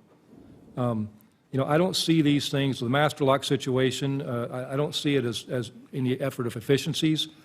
I'm going to call it what it is. It's corporate greed at the expense of working class people. It's driving a race to the bottom. We have to want better for this country. I don't care what party someone is. If you truly believe that paying someone poverty wages is the pathway to a successful nation and a successful economy, I don't know what you're smoking. So, you know, we have to have a just transition in this EV. We have to look at workers' wages and benefits, and we've got to stop the race to the bottom. Thank you. Mr. Bavaria? I mean, it's just clear in that situation you described with Energizer, those jobs are gone. They're not coming back. And right now you have 600 people that have had long-term careers there who've raised families, put kids through college, and we're depending upon retiring out of there. They're working under a severance agreement, so those jobs are gone. I think, to sum it up quickly, we need more oversight over these mergers to make sure that, first off, we keep these jobs in America, but more importantly, we've got to mitigate any type of damages or tax on these workers for their ability to join a union as well.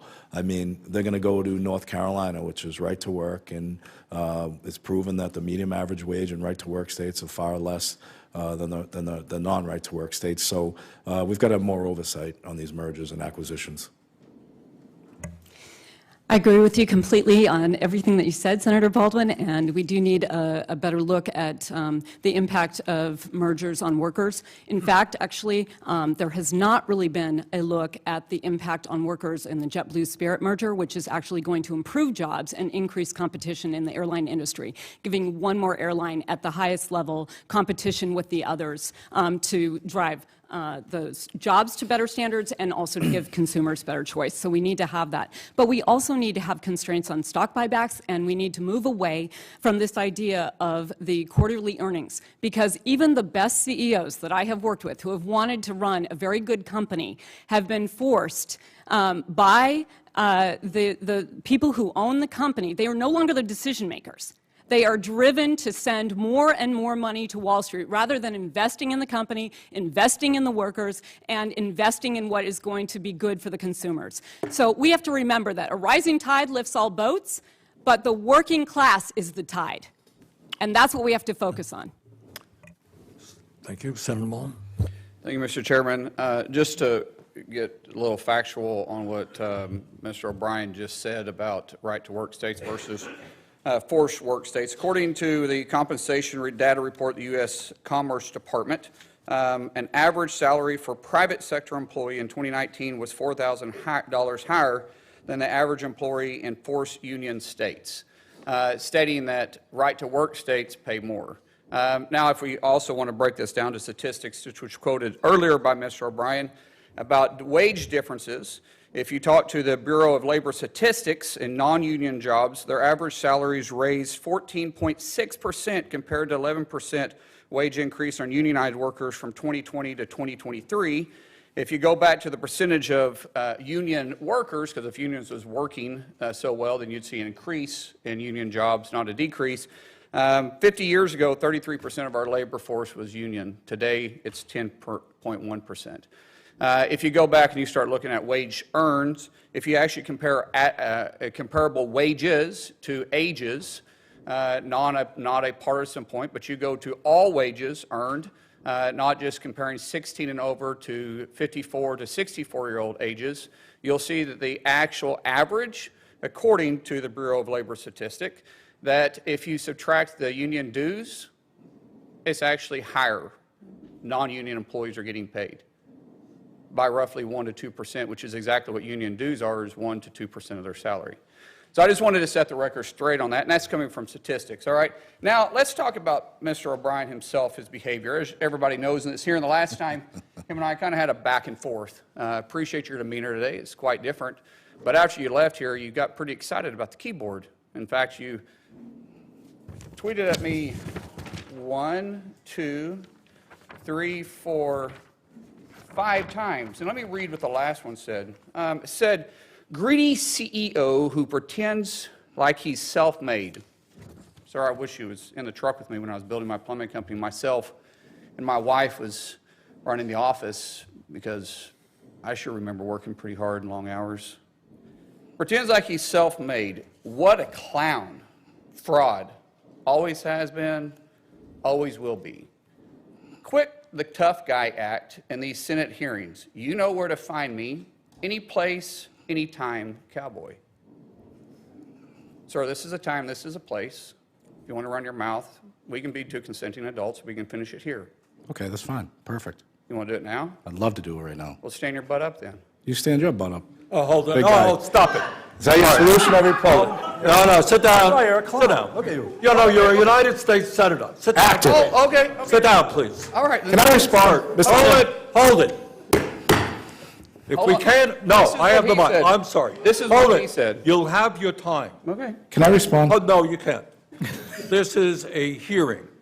And God knows the American people have enough of contempt for Congress. Let's not I don't make like it worse. thugs and bullies. You have, And that's you what- have I don't the like mic. you, because you Hold just it. described yourself. Hold it. You have the mic. Yeah. You have time. All right. Make your statement. Then let's do this, because I did challenge you, and I accepted your challenge, and you went quiet. No, I didn't go quiet. I was, hold on. No, you challenged me to a cage match, No, no, acting no, like a sir. 12-year-old schoolyard Hold it. bully. Excuse me, Hold on. hold it. No, excuse me, I have the I mic. will say exactly. Senator what you Mullen, said. I have the mic. You have questions on any economic issues, anything that said, go for it. We're not here to talk about physical abuse. You brought. We're not him talking in. about, of course I And, did. and let me He's- let me show you his hearing, because I want to expose this thug to who he is. And You're not pointing at me, that's disrespectful. All right. I don't care about respecting you at all. I don't respect people respect that I you at all. respect. So All right, hold it. let me Hold it. No, You're one of the most hold elite it, people. please. All right? This is excuse me. Mm-hmm. This is a hearing to discuss economic issues.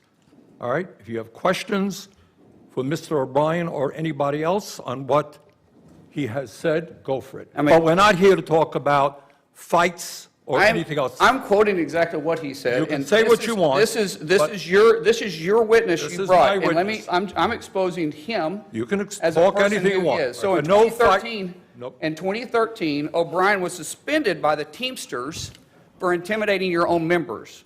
In 2014, you were part of, what would you say, organizing the harassment and intimidation of the Top Shelf crew. Chef, not chef.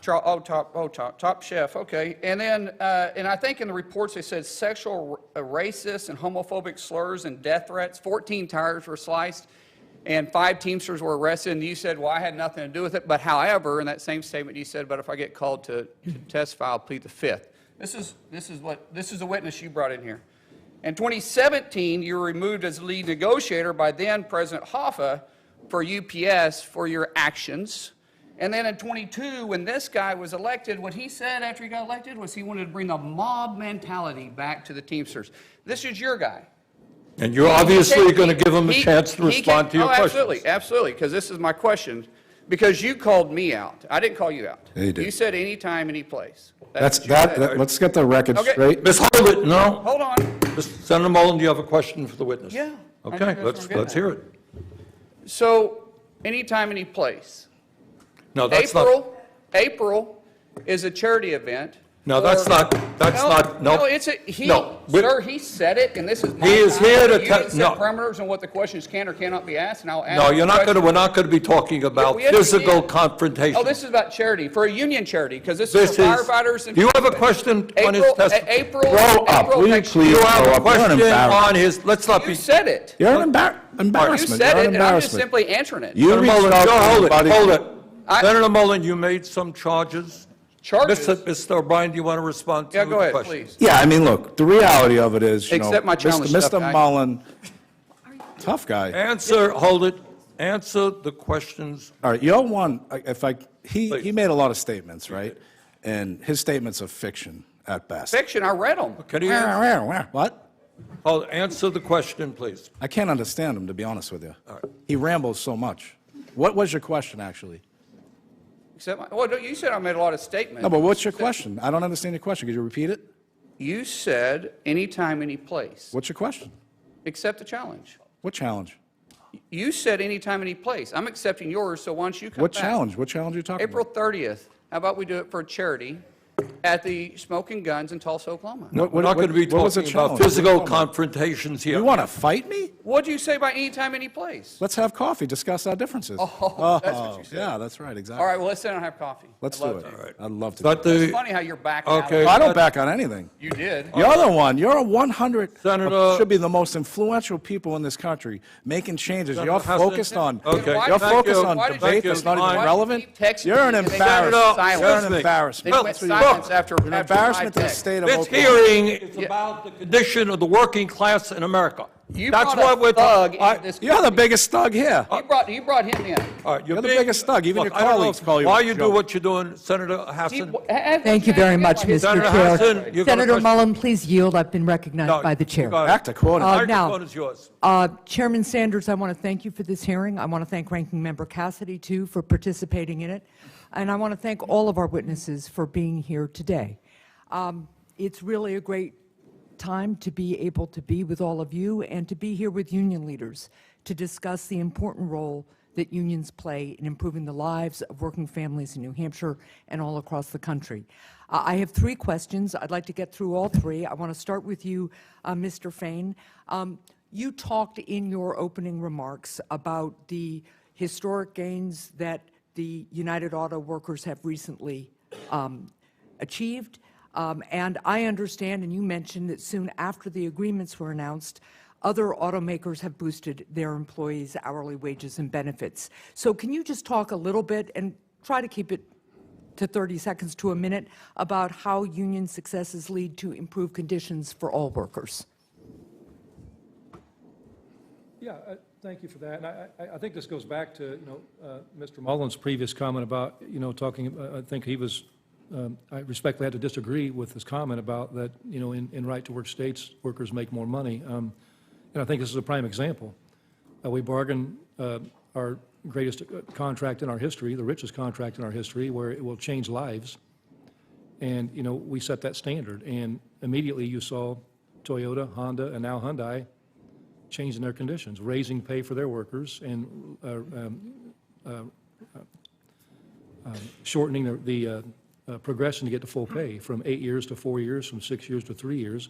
And we did the same thing from 8 years to 3 years. So obviously, that is a direct result of the impact of what we bargained for. And I think it even goes a step further. I think, during the COVID pandemic, I think people had to really reflect on what's important in life.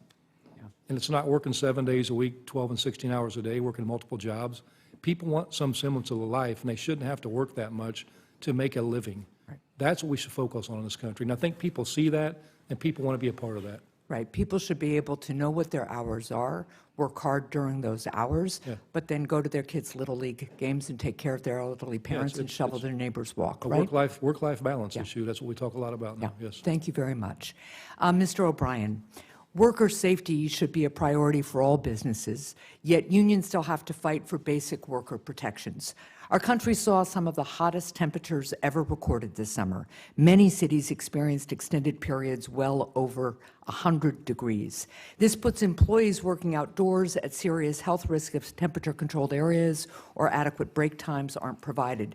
However, during this same period, the Teamsters had to fight to secure air conditioning in delivery trucks during their negotiations with UPS. Mr. O'Brien, beyond the health and safety implications, how does lack of access to basic protections impact worker morale and worker productivity? Well, I think it's the best example is what's happening at Amazon right now. You have a company that has the most OSHA violations that have to deal with egress issues, over heat conditions where people are passing out, some are dying on the jobs, and that's the beauty of having a collective bargaining agreement that we have with UPS. There are to put air conditioning in the vehicles, make sure that the buildings that they're working in, the warehouses, are properly ventilated, make certain that we have safety committees that are part of the collective bargaining agreement that mandate and monitor. And UPS is a fine example where we have the least amount of OSHA reportable accidents because we do have those checks and balances in place that protect our workers. Right, And it's and not that just a union versus non-union issue. Right. We think that everybody, we set the standard in this last agreement where we think every employer should adopt the policies and procedures that we were able to negotiate in this industry. Right, and it improves worker morale. They know that they'll be safe in the workplace and that their health will be considered. Well, I think if you go to a workplace that you know is going to protect you and be safe, then you know that you can have a long-term career there where, your employer actually does care about you. Right. One more question for you, Mr. Fain.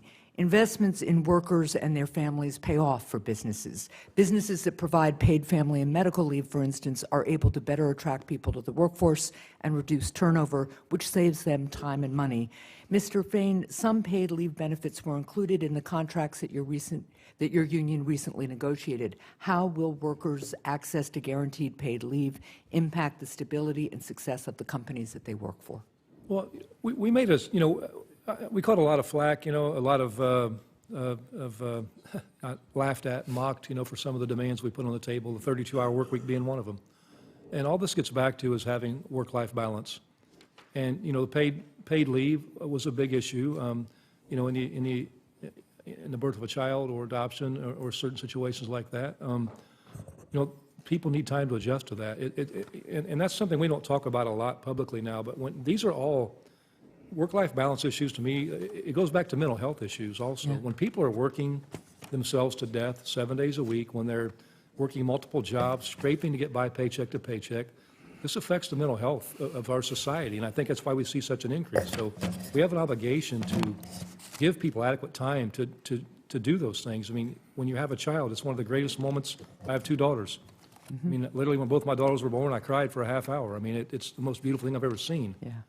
And, I had to take vacation to spend time, but, so I think it's a great benefit, and management does that. Management already had that benefit. It was just basically giving our workers a right that the managers of the plants will enjoy. Thank you. Thank you, Mr. Chair. Senator Braun? Thank you, Mr. Chairman.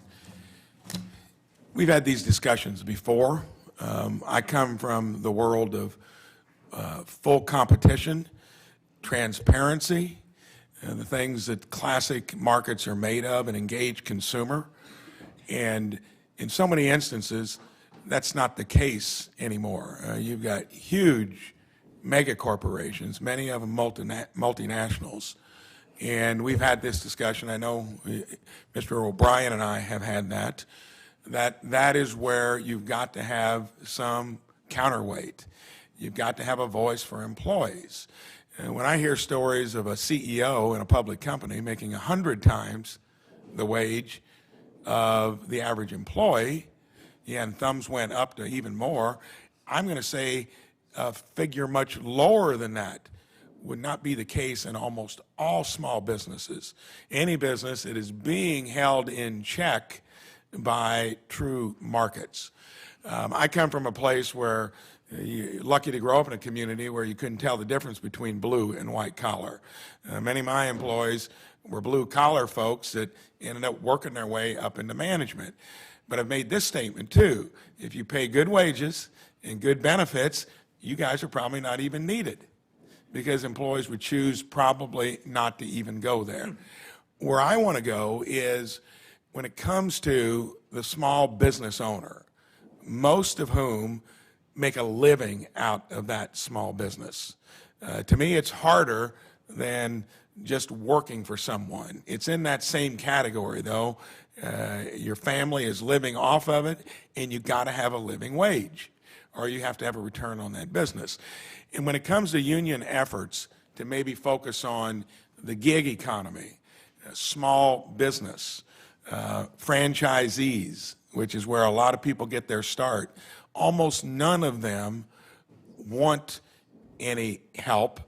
Do you feel, and I'd like to start with Mr. Fain, Mr. O'Brien, and Ms. Nelson, is your opinion that that is not the bailiwick of what you're interested in? Isn't there plenty to do where you have that disproportionate difference between employee and huge public companies that have a different characteristic from what I'm describing? And does that mean you should lay off of that area and focus on where the need is most? Mr. Fain, would you start? Thank you, Senator Braun. I think, when you talk about, competition, I understand, competition to me is a code for a race to the bottom. It always has been, and because we seem to find the lowest bidder. But in what you're talking about with pay and benefits, I understand, how that's being framed, but there's one thing that you didn't talk about, and that to me is why unions are really imperative, and that's a voice. It gets lost in the shuffle a lot of times, but when you're an employee at will, you can be fired for any reason or no reason at all. That can't happen with a union. And so, you can have an opinion, you can have a grievance, and you can raise those grievances. But do you think that's applicable at the level of small business in places that are there scrapping at the lower end of the economy where they want that autonomy, and where, in my observation, they generally are paying their employees more than they're making anyway? I'm not disputing, I'm acknowledging that there's a place against super mega corporations. But then I look at the PRO Act, which has got features where it looks like it tries to get into an area where I don't think there's a need. Give a brief response to that, and then I want to hear the other two. Small businesses, I don't know, I take, my daughter is a dental hygienist. I mean, and I've seen one dental firm she worked for that kept cutting their wages, cutting their pay, and they have no repercussions. They can either quit and go somewhere else or just deal with it. And, so I do believe that there are things that apply in small business as much as it does larger corporations. Naturally, larger corporations have, very different circumstances, and, but I think, people still need those protections. People work for dignity, and every job deserves to have dignity with it. Before I run out of time, Mr. O'Brien. Yes, so I just want to give you a brief history. I came out of rank and file small business, and we negotiate with big corporations nationwide on behalf of 1.3 million members, and we negotiate on small white paper, small businesses. And, to your point, there is a difference between both. The one goal that we always look to achieve is to negotiate a contract, especially on the small business side of the smaller employers, that's obviously sustainable for them, but also rewarding for our members. So when you are going into these negotiations, and I come out of a family-owned business where I worked for a great family that were just as hungry to be successful as we were, and they worked just as hard, those are the people we don't want to hurt. Those are the people we want to try and help, and we have helped, and we continue to help. Thank you for that distinction. Ms. Nelson. Yes, thank you so much for the question, because, of course, we do need to put the check on this massive chasm between those who are in the corporate class and those who are in the working class. But in those situations, what the PRO Act is trying to do is to make sure that every single person in this country has the right to join a union. In many of these small businesses, sometimes, the reasons that people are choosing to unionize has to do with sexual harassment, safety in the workplace. So having that voice, like President Fain said, is critically important. And where people are running a good business and they have that dialogue with their employees already, that may not be happening. But the right for anyone to join a union and create that in the workplace and actually create a better situation for those employers who may not be getting those issues to their desk. They may not be hearing about the issues of sexual harassment and bullying in the workplace. But through the union, there is that protection to bring that forward, deal with those issues, and oftentimes resolve that and keep that out of litigation, which is going to be helpful to those businesses too. So I just give you one other reason why it can be very advantageous. Thank you. Thank you. Senator Smith. Thank you very much. Thank you to all of you, and I really appreciated what you just said, Ms. Nelson. I think that really captures a lot of what's happening here. Last month I went to Hudson, Wisconsin, the home of Senator Baldwin, to walk the picket line with Local 722 of the United Auto Workers while they were on strike. About half of those workers in Hudson are from Minnesota. And, you know, I won't forget, I talked to one of your members, Mr. Fain, who told me as he was there how worried he was that the big three CEOs were just going to wait him out, just hunker down and wait him out. But then he said, you know, it's scary, but sometimes you have to stand up for what you believe in, for what you know is right, and it is not right that these companies are making billions of dollars in profit while the people whose labor is producing that profit can't even afford to buy one of the cars that they make. And so it seems to me that what hurts our economy is the concentrations of power and wealth that means that only a handful of people are doing well while regular middle-class people are struggling to pay for childcare and maybe buy a house or take a vacation, which is, you know, something that everybody wants to do. So for me, these fights are about taking on this imbalance in power that exists in our economy. And so my question to all three of you is, you know, why do you think that your members and your unions were ready to take on this fight right now? Why is this the moment? For years, Americans have been dealing with this imbalance of power and struggling, watching the rich get richer while everybody else is just trying to figure out how to hold it together. Why do you think this has been the moment? Thank you. It's a great question. And you know, and that's one thing I want to, I guess, elaborate more deeply on. You know, contrary to the thug label that some people like to put on us, I want to be clear about this. We want businesses to succeed. Right. It does us no good to kill a business. It doesn't do our members any good. It doesn't do anything for jobs. We want business to succeed, but it can't. We're not going to let it succeed at the expense of the workers. And that's the problem globally and in this country, is there is such a giant chasm between rich and working class now, and it's got to change. So, you know, I think our members, everything we've done resonated well with them this time, just from the fact that not just UAW members, not just union members, working class people in this country, in this world, are fed up.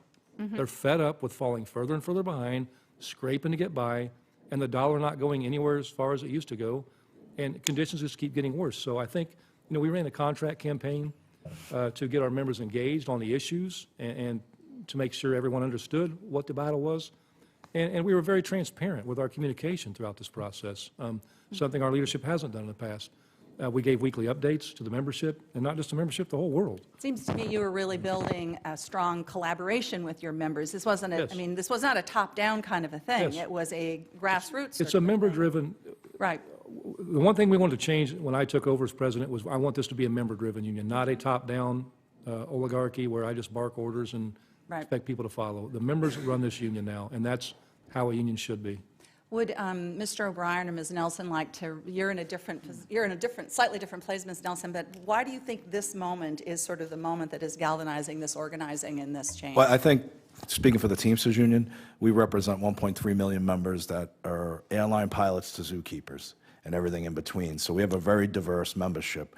And the one thing that I think has promoted organizing and promoted a thirst to be represented is during the pandemic, the majority of my members were all deemed essential workers. They were providing goods and services to this country, whether it was delivering parcels, whether it was making sure that food was distributed out of warehouses and delivered by trucks, making sure rubbish was picked up, making sure that hospitals were clean. So I think, you know, in light of all the essential services our members provided, the one thing that was clear with all CEOs and with corporations were they were thriving during the pandemic.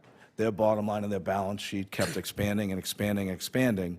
And I think our members, you know, obviously not naive to the fact on how much these corporations are making, I could see it. wanted to be rewarded for their hard work, rewarded for putting their lives in jeopardy. Some lost their lives, putting their families in jeopardy, sacrificing time at home to make sure that we provided supply chain and essential goods and services country. So I think that's one of the reasons why there's such an appetite and thirst to take a piece of that pie, so to speak. Ms. Nelson, really quickly, before Chair Sanders gavels us both, why do you think this is the moment for flight attendants and the people that you represent? Yeah. Flight attendants often are at the tip of the sphere of anything happening socially or politically in this country. And what we saw was people coming onto our planes before the pandemic and walking through first class, where the bigger seats are, and then walking to the next set of economy seats that are maybe have more room. And as they get further and further back, their knees are up at their chin, and there's no room for their bag. You might be lucky if you get to sit your rear end in the plane. So we saw that the entire American public was really experiencing this very shared experience across industries about the way that the productivity had been moved to Wall Street, that more and more of people's time was being taken from them, that they can't make ends meet, that they can't travel to their place of work. And then the pandemic came, and what they saw was that workers on the front lines were not only seen as a line item, they were seen as disposable. Right. And this next generation hears that Social Security is going to be taken away from them, any sort of protections are going to be taken away from them, we're not making good on our promises. People are understanding that they can't, that the only way that they can fight back, the only way that they can fight for the American dream is to join together in unions and take that power and take it right to where the decision makers are, which is at the corporations who are controlling our politics because money is controlling our politics now. That's why we are where we are. Thank you very much. Thank you. Senator Hickenlooper. Thank you, Mr. Chair and Ranking Member. I appreciate the hearing, the opportunity to hear both sides of the argument. And I want to say, Ms. Nelson, in case I don't get back to you, when I was governor, I think one of the reasons we were successful, I hired a woman named Ellen Gollenbeck, who came in as my Secretary of Labor, and she had been a flight attendant and organized flight attendants, and her impact on the other leadership of our state was profound. In other words, she had a different way of resolving differences. And I have utmost respect for Mr. O'Brien and Mr. Fain, but I do think that sometimes having more women in organized labor is beneficial. We de-escalate and we lead. We don't challenge to cage matches. That's exactly right. Now. Mr. Fain, let me start with you. The Economic Policy Institute found that as union membership has declined, there's been a corresponding rise in income inequality. And since the announcement of UAW's tentative agreement with the big three, Toyota, Hyundai, Hyundai, and others have subsequently announced wage increases for their workers. Union advocates have always, of course, advocate for their members, but that has been made a couple times already today, that this is a benefit that non-unionized workforces receive as well. So in addition to the wage increases, what are some of the other benefits that you expect to see for non-unionized workers following the recent tentative agreement? Did I make myself clear? Well, I mean, wage increases are one thing, but I mean, obviously, there's a lot of things we bargained for. I mean, health and safety standards. You look at with the EV industry alone, there are chemicals that, aren't regulated yet that we know we're still working on. And, when you have a union involved in that, there's a means for, we have safety committees that actually work on those things. So safety is always a big issue. Work-life balance issues, just as we talked about paid leave for employees, with the birth or adoption of a child. I mean, there's several things we could go on and on about, but, it really comes down to, I think, when you look at the wage bump right away, what we call the UAW bump, I mean, I think that's just predominantly people go to work to try to sustain a living, and so I think we focus a lot on the wages, and I think it gets a lot of focus. I think that's the immediate concern of these three companies, Toyota, Honda, and Hyundai right away, was to raise wages because it's the quickest thing that is visible that will hopefully, in their opinion, discourage members from wanting to become part of a union. But absolutely. No, I couldn't agree more, and I think that bump is profound for so many people's lives, and we've heard about that from a number of different speakers. The electrification and that transition to a decarbonized transportation economy, this is a global trend, and we've had witnesses speak on these hearings before that talk about once people drive an electric vehicle, they don't want to go back, and this is going to be driven by consumers. Now, issues around cost certainly are relevant. In any new transition to a new economy, usually there are price differentials that we try to smooth over. As we transition to electric vehicles, unions are importantly negotiating deals that help balance the emerging technologies with job retention. In other words, obviously there's going to be some efficiencies here. Your tentative agreement included new commitments to ensure existing manufacturing plant workers can transition into the electric workforce. Can you talk a little bit about how you approached negotiating that tentative deal, balancing the EV goals? The climate change is real. I'm not sure that we've had too many witnesses here that don't believe it's a real issue. So figuring out how to get to a decarbonized economy is going to be critical. How did you look at protecting the workers' rights as we make that transition? Yeah, our main concern going into this was the fact that we knew. Help out that big guy. Sorry. Yeah, our main concern going into this was that we knew that this was on the horizon and it was coming fast. So naturally, we talked about it a lot, a just transition. No matter how this goes, no matter what the timing is on it, we want to make sure just in the UAW alone, in the big three, 20% of the workforce is in powertrain work, which is making engines, transmissions that drive the vehicles. If that work does, taper off, naturally, and batteries take that place, and drive motors and things like that, we want to get a big piece of that so that there is a transition where workers aren't left behind. So we bargained for language, to give our members flow rights into those jobs in the event that that's happening. And, and that's how it has to me, that's what a just transition is. It's not leaving people behind, but also new people that hire into those plants that they won't work for poverty wages, which was the case in Altium in Lordstown, Ohio, when I was elected president. And we've changed that now. I couldn't agree more, and I think that's going to be a big challenge for everybody, for both sides of every issue, for Republicans and Democrats, to figure out as we do go through this great transition, which is real, and most of us think it has to happen. Yeah. How do we do that in such a way that the friction, the turbulence, the loss is minimized for the people that do the work?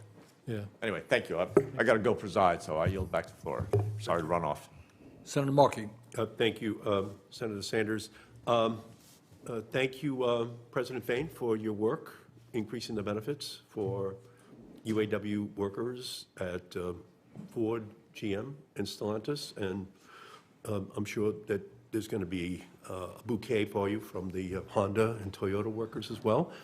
Thank you, Mr. O'Brien, for your work increasing the benefits for UPS workers. Thank you, Ms. Nelson, for your work in making sure that airline workers got the protections they needed in the pandemic. And thank you for trying to organize the Delta flight attendants right now. Thank you, because the benefits will flow throughout our society. So these are big fights, big wins. Unions are taking big swings at corporate greed and disgusting union busting that cripple our working class. My father, who was a union vice president, always said you can't beg for your rights, you've got to take them. That's what you're doing. Workers across the country, from warehouses to schoolhouses and hospital hallways to the halls of Congress, are organizing, unionizing, and striking. They are demanding better and taking back their rights. But the fights are far from over as corporate greed runs rampant. We in Congress can't rest until these wins reach every worker in our country. So right now, Mr. O'Brien, Amazon forces workers to use scanners and devices to track their every move, every box lifted, every delivery completed, every restroom break taken is accounted for by an algorithm and artificial intelligence. If these workers don't meet corporate quotas, they risk losing their jobs. Faced with the choice of feeding their family or breaking their own back to meet these quotas, some workers end up with life-altering injuries. In short, smart tech turns sinister when big corporations use it to turn warehouses into Big Brother. So what do we need to do, Mr. O'Brien, to break this trend that Amazon is leading? Well, I think we take a look at what we achieved during the UPS agreement, because we do the same exact work. And look, I apologize for not acquiescing to the cage fight in November. I was in a April. I was in a Don't worry cage. about cage fight. I'm going to tell you, I was in a cage fight with UPS, one of the largest corporations, so I really couldn't entertain it at that point.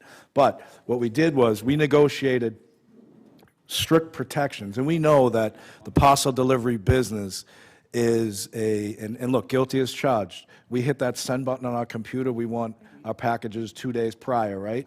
And there's standards that are put in these companies, that productivity standards that are not attainable, and what we're able to do at UPS, protect against such unattainable productivity standards, make sure we protect the members, but more importantly, provide a quality of workforce that is going to be sustainable. And we did that through protections in our collective bargaining agreement. At Amazon, you're 100% correct. Those workers at Amazon are held hostage by technology. They're held hostage and held to a higher standard that's not achievable. And when the company decides you're no longer worth it, they just throw you out and recycle someone new in there. That is why there's a 150% turnover ratio. That is why they have the most injuries per OSHA, and that is why they need to be organized and protected under a collective bargaining agreement. Great. Ms. Nelson, the theme of today's hearing is a rising tide lifts all boats, but we could say a rising tide lifts all planes as well. Earlier this year, I reintroduced my Good Jobs for Good Airplanes bill, which would provide airport service workers, baggage handlers, wheelchair attendants, airport restaurant workers with a living wage. These workers play an essential role in making our aviation system run smoothly by paying airport service workers, and the SEIU is trying to organize them, fair wages and benefits. We reduce turnover, retain experienced staff, and make our entire aviation system safer. Can you speak to how the flight attendants and the CWA's work unionizing and representing flight attendants benefits all workers to keep our aviation system working? Senator Markey, you and I go back a long time, and it was just after 9/11 when you came directly to the crisis room and grieved with us and said that you would stick with us to make sure that aviation was secure. And we did several things together, 100% screening of cargo. You also were instrumental in making sure that the airport screeners who were going to the lowest bidder working for the airlines at that time. I remember these people. We saw them all hours of the day. They had to be there all hours of the day to provide for their families. And when we federalized that workforce and when Congress changed to the pay and benefits of that federalized workforce this year to put that on the general schedule so that we can attract security workers to those jobs, then TSA was actually able to attract people, were able to maintain that security. That same formula needs to be put in place for all of the workers at the airport. Every single person, from the concession workers to the people who push the wheelchairs, we cannot take those planes off the ground if people are not getting fed properly. We have more people getting angry on the planes. We have medical emergencies on the plane if they can't get the food. We need to be able to take care of our disability community and make sure that aviation is open to everyone. When you have workers who can't make a living wage and are actually sleeping in the gate areas because they are working around the clock, shifts around the clock, and sometimes different jobs at that airport, that makes all of us less safe. They also cannot live near those airports because they are usually in major metropolitan areas and they're having to take transportation, sometimes 3 hours back and forth, so they don't even have time to go home between those shifts. So we've got to raise the standard for all of the workers. It's about safety, it's about security, and it's about basic dignity at work. We support you 100%. Thank you for always sticking with us, and we're with you. My time is up, but I was also going to compliment you, Mr. Fain, for working to organize the electric vehicle battery plants in our country. We have to make the transition to those being union workers all across the country. Thank you for that. Thank you, Senator Mr. Markey. Chairman. All right, we're going to wrap it up. Senator Mullen wants to say a few words, and I'll say a few words. Well, I'm going to leave the last statement for Mr. O'Brien completely alone and move on past it. If you do want to really have that cup of coffee, reach out. We'll sit down and talk about it. Now, my differences with Mr. O'Brien has nothing to do with unions. Zero. I have no problem with unions. I have problems with unions forcing people to join unions, but there's a place for them. And those that choose to join the union, join it. I have no issues with that. Mr. Finn, I enjoyed your behavior and honestly your comments. Ms. Nelson, I enjoyed the fight, really do. And I want to make it very clear, for people that want to join the union, that's fine. I believe in right to work states, and let the employer and the employee make the best decision, what's best for their company. And that's it. At the end of the day, no company survives without employees. And no employees are hired without the company.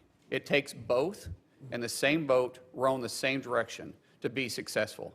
I'm only moderately successful because I was fortunate enough to have great employees that worked for me for a long time, and I was able to build a company with them. At the same time, they were actually able to live a very successful life too. So appreciate the time, Mr. Chairman. Appreciate the witnesses that came in. Thank you. Thank you. Senator Lujan just walked in. Senator Lujan. Thank you so much, Mr. Chairman, and thank you to all of our witnesses for being here today. It's good to see you. I'm going to catch my breath real quick. I apologize for just running up this way. First off, Ms. Nelson, I want to say thank you for raising Al in your testimony, who is a retired police officer from New Mexico, who the country lost, who his family lost on September 11th on Flight 175. I want to thank you for not just keeping his memory alive, but everyone else who we lost that day. Thank you. Now, Mr. Chairman, I'm the proud son of an iron worker. My mom retired after 33 years from local public schools. My brother's IBEW. My grandfather, my mom's dad, was a union carpenter. So the turmoil that we saw, Mr. Chairman, was usually around holidays, and it was whether iron workers or carpenters were stronger. My brother was of a younger generation, so he didn't get to insert himself into that specific conversation. I had a roof over my head because people looked out for each other, because they got to stick by each other. And, you know, the family would often remark that they wish unions weren't needed.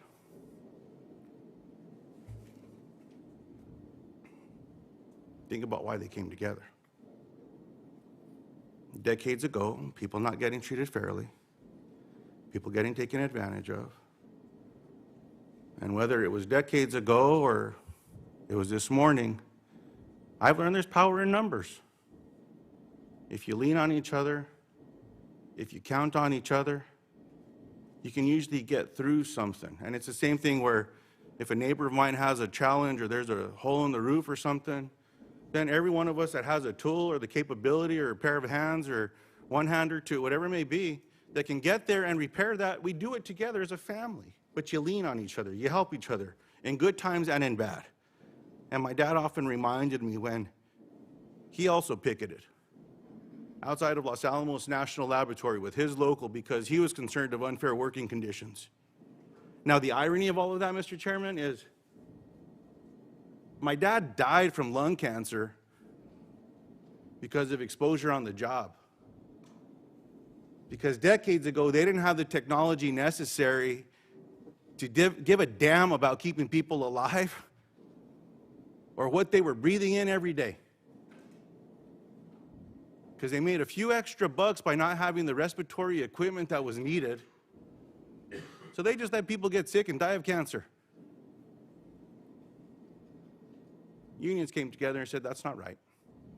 And they started fighting for more safety gear, more safety apparatus, so that when someone worked a full shift, whether it was a morning shift, an afternoon shift, swing, or graveyard, they could get back to their family home that night and maybe on Sunday go to services together or catch a ball game together or maybe a barbecue if they were able to. Thank you for what you do. Because heaven knows the laws that Congress passed aren't strong enough to keep people alive and keep people safe, because the laws that Congress passes create loopholes that allow folks, once it gets to a rulemaking, to create all the darn loopholes that exist so that people like my dad can't be here today, and he had a lot of living left in him. A lot of living left in him. I miss my dad every day. I still argue with him on occasion when I'm out in the field and I'm working on his old 1972 Ford, because I can't get it to work the way that he did. But by the end of it, once it gets started, I apologize and I ask for his forgiveness, and he sends it down because the tractor keeps running. It doesn't shut down on me. That's the relationship I had with my dad. Now, Mr. Chairman, I have many questions here surrounding the concerns that I saw with inequities with pay and what's happened to working families across the country, I'm going to submit these into the record and ask for these to be addressed. I'm sorry that I got emotional today. Dad must be on the brain. Dad is always in my heart. But just thank you all for being here, and hope that we can find a way forward to make sure that families are able to get to work, but also get to their families at the end of their shift. I yield back. Well, thank you very much, Senator Lujan, for expressing not only your family, I think, for millions of families in this country. And I want to thank all of the panelists. I wish we had. Thank all of you. Look, what we are dealing with today, and Senator Lujan made this point, and others have made the point, is some people have extraordinary wealth and extraordinary power. And the people on top have never, ever done better in the history of America. More income and wealth inequality than we've ever had, more concentration of ownership. And what we've heard today is what's happening to ordinary people. How are they doing economically? Well, many cases, falling further behind, can't afford rent, can't afford food. Corporate profits are soaring. Can't afford to send their kids to childcare. So how do we deal with that issue when so few have so much power and so many are powerless? And the answer is what I think we have heard today. The only way anybody has ever made success is when people come together. You can't do it alone. No worker is going to take on General Motors or Stellantis alone. Not going to take on UPS, not going to take on United Airlines. People have got to stand together. And when people stand together, they succeed. And we're seeing that now, and I think we're going to see more of that in the years to come. So I want to thank all of our panelists, but obviously for me, I want to thank our union leaders and workers all over this country who are demanding justice, not only for themselves and their unions, but for everybody. With that, this is the end of the hearing. For any senators who wish to ask additional questions, questions for the record will be due in 10 business days on November 29th. I ask unanimous consent to enter the record any statement from stakeholder groups, and the committee stands adjourned.